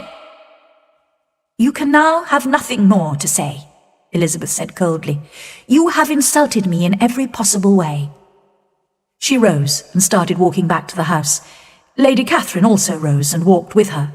Unfeeling, selfish girl, so you are determined to have him? I have not said that. I am only determined to do what, in my opinion, will bring me happiness without reference to you. Do not imagine, Miss Bennet, that you will ever achieve your ambition. When they arrived at her carriage, she added, I send no compliments to your mother. You do not deserve such politeness. I am most seriously displeased. Elizabeth did not answer and entered the house, while Lady Catherine drove away in her carriage. She had to tell a little lie to her mother to explain Lady Catherine's unexpected visit and speedy departure, and then she shut herself in her room to consider what it all meant. Perhaps the Collinses had imagined, after the news of Jane's engagement to Bingley, that Darcy might marry her. They must have told Lady Catherine, who had made a special journey to Longbourn in order to break off this supposed engagement. Elizabeth began to feel depressed. If, as seemed likely, Lady Catherine now went straight to London to talk to her nephew, she might easily convince him of the inferiority of Elizabeth's social position. He would probably feel that his aunt's objections, which to Elizabeth appeared laughably weak, contained much common sense. In that case, he might make up his mind not to marry her under any circumstances, and to keep away from Longbourn altogether. The next morning, Mr. Bennet called Elizabeth into the library. In his hand he had a letter which he had just received. Lizzie, I did not know I had 2 daughters about to be married. I congratulate you on a very important conquest. Elizabeth blushed, thinking that Darcy himself had written. You seem to know what I mean, but I think even you will not be able to guess your admirer's name. This letter is from Mr. Collins, and he first congratulates me on Jane's engagement, of which the gossiping Lucases have told him. Apparently, the Lucases also think that my daughter Elizabeth might soon be marrying one of the great gentlemen in the country, Mr. Darcy, in fact. Now, Lizzie, I think I have surprised you. Could he have chosen anyone we know as a more unlikely husband for you? Mr. Darcy, who never praises, only criticizes women, and who probably never looked at you in his life. What an admirable choice! Elizabeth tried to share her father's amusement, but had never appreciated his humour so little. He goes on to say that when he dutifully gave this news to her ladyship, she made many objections, and stated that she would never agree to the marriage. He kindly gives us this information, he says, to prevent his cousin Elizabeth and her admirer from rushing into a marriage not approved by their families. Well, Lizzie, what do you think of that? I do enjoy Mr. Collins's letters, and I am delighted the Lucases thought of Mr. Darcy. His perfect indifference to you and your strong dislike of him make it so extremely amusing. Don't you agree? Elizabeth had great difficulty in pretending to be amused by the letter. It was necessary to laugh, and she would rather have cried. Her father had most cruelly hurt her by speaking of Darcy's indifference, and she began to wonder whether perhaps instead of his seeing too little, she might have imagined too much. In spite of Elizabeth's doubts, however, Mr Darcy returned to Netherfield a few days later, and he and Mr Bingley came to Longbourn soon afterwards. Bingley suggested they should all go for a walk, and while he and Jane concentrated on their own private conversation some distance away, Elizabeth found herself alone with Mr Darcy.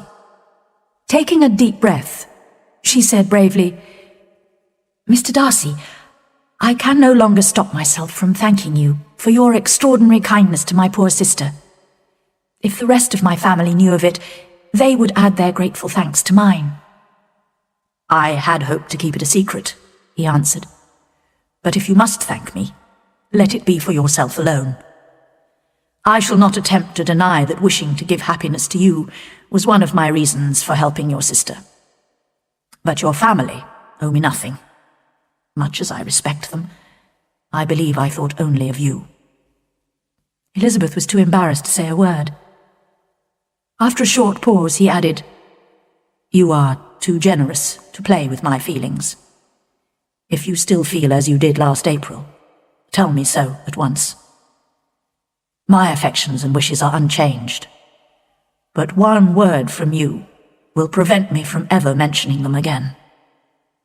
Elizabeth forced herself to speak, and immediately, though hesitatingly, gave him to understand that her feelings had changed so considerably since that time that she was now grateful and pleased to accept his proposal. When Darcy heard this, he was probably happier than he had ever been before, and he expressed himself as warmly and sensibly as a man violently in love can. They walked on, without noticing in which direction. There was so much to be thought and felt and said. She soon learnt that his aunt had indeed seen him in London after her disappointing visit to Longbourn, but unluckily for her ladyship, her critical comments and description of her conversation with Elizabeth produced exactly the opposite result to what she had intended. "It taught me to hope," Darcy explained, "as I had hardly ever allowed myself to hope before. I knew that if you had decided never to marry me, you would have admitted it to Lady Catherine openly and honestly." Elizabeth blushed and laughed as she replied, "Yes, you have experienced my honesty. After scolding you so rudely to your face, I was obviously quite capable of criticizing you to all your relations." "I certainly deserved all your accusations. As an only son, I was brought up to be selfish and proud, and to consider myself superior to others. I would have continued like that, if you, dearest, loveliest Elizabeth, had not taught me a lesson. I owe you a great deal for that." "And how soon I thought better of you when I read the letter you sent me. When I realized your description of events must be true, all my prejudices against you were removed." They talked of their unexpected meeting at Pemberley, which had renewed their interest in each other, of Georgiana Darcy's immediate liking for Elizabeth, and of the engagement between Jane and Bingley. "I guessed," smiled Elizabeth, "that you had given your permission for their marriage." "My permission? No. But I must admit I confessed to Bingley that I had made a mistake in supposing that your sister was indifferent to him, and I encouraged him to return to Netherfield to see if she still cared for him. I am delighted to hear of their engagement. He will be one of the happiest men in the world when he marries your sister. Only I shall be happier than him when I am fortunate enough to marry you." Their conversation continued in this way until they suddenly became aware of the lateness of the hour. They returned to Longbourn House, where they separated. That evening, Elizabeth could not help telling Jane her news. However, she almost regretted doing so when she saw the astonishment on Jane's face. At first, Jane could not believe that her sister was engaged to a man she had so disliked, and she wondered if Elizabeth could really be happy with him. But when she had been convinced by Elizabeth's explanations and promises, she was delighted, and congratulated her sister with all her heart. The next day, Mr Darcy came to ask Mr Bennet officially for Elizabeth's hand in marriage. Mr Bennet also had to be persuaded that his favourite daughter could really be happy with such a proud, disdainful man. Only Mrs Bennet did not need to be convinced, although she was, most unusually, speechless with shock when she heard the news. When she recovered a little, she cried, My sweetest Lizzie, how rich you will be! What jewels, what carriages you will have!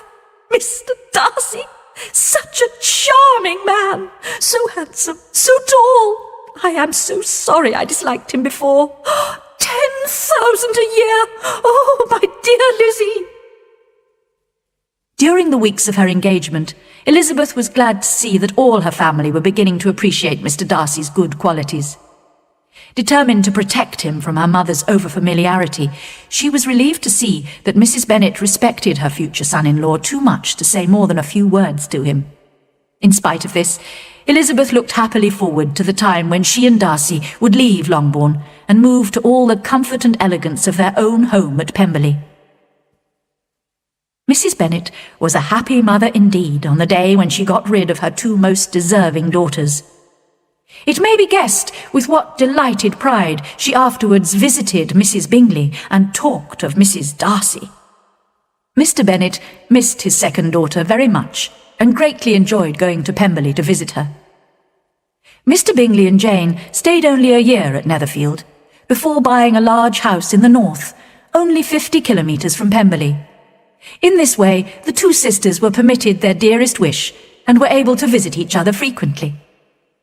Mary was the only sister who remained at home, as Kitty spent most of her time with her two elder sisters, which greatly improved her behaviour, character, and intelligence. Lydia and Wickham were always moving from one place to another in search of cheap rooms, and always spending more than they should. His affection for her soon became indifference, while hers for him lasted a little longer. They were not too proud to ask Lydia's sisters for financial help during every crisis, and Elizabeth and Jane both sent them regular gifts of money to pay their bills. Caroline Bingley was deeply offended by Darcy's marriage, but she did not show her bitterness, and was always extremely polite to Elizabeth. Georgiana Darcy, on the other hand, became greatly attached to Elizabeth and had the highest opinion of her. Lady Catherine, however, was so rude about Elizabeth to her nephew that he broke off communication completely with her for a time. In the end, Elizabeth persuaded him to forgive his aunt, who eventually forgot her pride enough to visit them at Pemberley. There remained a close relationship between the Darcys and the Gardiners. Darcy and Elizabeth were both warmly grateful to the two people who, by inviting her to Derbyshire and taking her to visit Pemberley, had brought them together.